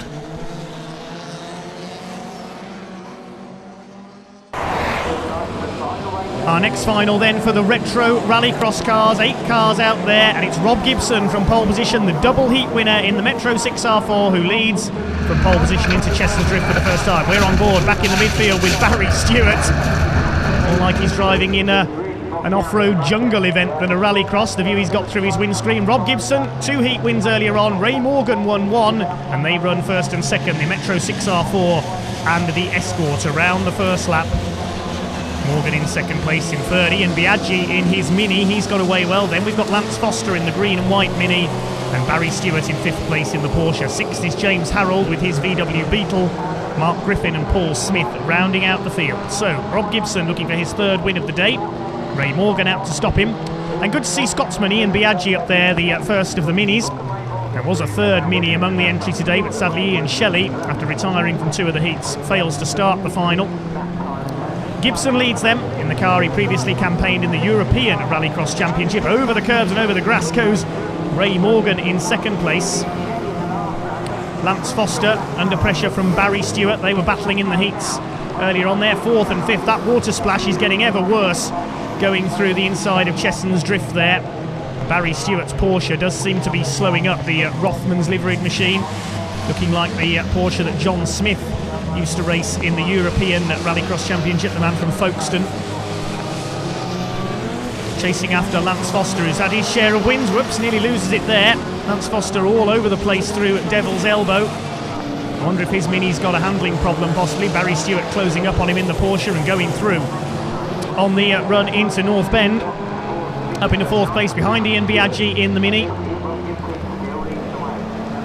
Porsche's got the power advantage, but the Mini much more nimble handling. James Harold still in behind them in 6th in his Volkswagen Beetle. It's Rob Gibson all the way at the front in the 6R4. Lance Foster again sideways. He's using every inch of the road in his Ian Sandwith Mini. Closing up on Barry Stewart in the Porsche. Into Chesson's Drift they go. The Mini sideways again. Tries to go round the outside. He has gone round the outside of Stewart. So the Mini goes ahead at Chesson's Drift. The Porsche's slowing up. Barry Stewart, I think he was blinded there by the splash of muddy water as the Mini overtook him there. Barry frantically trying to see where he's going and keep the Porsche 911 running. There is Lance Foster in his Mini. He's all over the place again. He's driving at the corners, not round them. Lance Foster still in 4th place. Through the foreground goes Rob Gibson. He's got this race sewn up, I would think. He's pulling ever more clear of Ray Morgan's Escorts. There is Gibson in the stunning Metro 6R4. He's going to take the checkered flag. 3 wins out of 4 today for Rob Gibson in the Metro. Ray Morgan has to be content with 2nd. And who is going to be 3rd? Here they come. It is going to be Ian Biaggi. It looks like we may have lost Lance Foster because Barry Stewart is there in 4th place. So Lance Foster dropping out on the final lap. And Barry Stewart spins as he comes out of the final chicane. Poor old Barry. What a day he's had. He does get across the line for 4th place on the grass. Behind Ian Biaggi, a fine 3rd in the Mini. Here's the confirmed result then. Rob Gibson, the winner, ahead of Ray Morgan. Ian Biaggi taking 3rd ahead of the rather wayward Barry Stewart. James Harold 5th in the Beetle, ahead of Mark Griffin. Paul Smith in the VW Polo, completing the top 7. A win for you today. Yeah, another win. In terrible conditions. In terrible conditions. But you're here at the end, and the car's in one piece, which is always a bonus as well. Yeah, that's true. I've been keeping fingers crossed all day. You are doing Croft, aren't you? Yes, I should be. Good man. Well, listen, we look forward to seeing you across. Well done. Cracking result. Okay. So it's now time for the main event, the final for the Supercars, where Julian Godfrey goes for his 4th consecutive MSA British Rallycross Championship. All 3 heats won by Irishman Ollie O'Donovan in the Ford Focus, so he will start in pole position. Godfrey alongside him Completing the front rank is Andy Grant in the red Ford Focus. So here we go then, final time for the supercars. Ollie O'Donovan will start as the favourite. The red lights come on, away we go. And Ollie O'Donovan hasn't got away. The Focus has stalled on the grid. O'Donovan looks like he's out, so Julian Godfrey will take the lead then. Can he make it 5 finals out of 5 this year? Grant and Steve Harris, the nearest challenger to Godfrey in the points, take their joker laps. Ollie O'Donovan's car, I think, is still on the grid. He's not moved at all. Maybe a problem with the clutch on the Ford Focus. So it doesn't look as if he's going to make it 4 wins out of 4. Steve Hill second behind Julian Godfrey. There's O'Donovan, and he's still on the grid. He can't get the car to move. We could see the red flags come out. The field is heading down into paddock. It's Godfrey who leads from Hill, Steve Mundy in third place, but out go the red flags. The race is being stopped. So with Ollie O'Donovan unable to move his car off the grid, the race stopped in the interests of safety. Now, will Ollie be able to make it out for the rerun? As we said, he's won all 3 heats. He wants to make it 4 out of 4. Julian Godfrey has been his main challenger today, the man going for his 4th straight British Rallycross title. Now, is Ollie O'Donovan going to make it out for the rerun of this supercar final?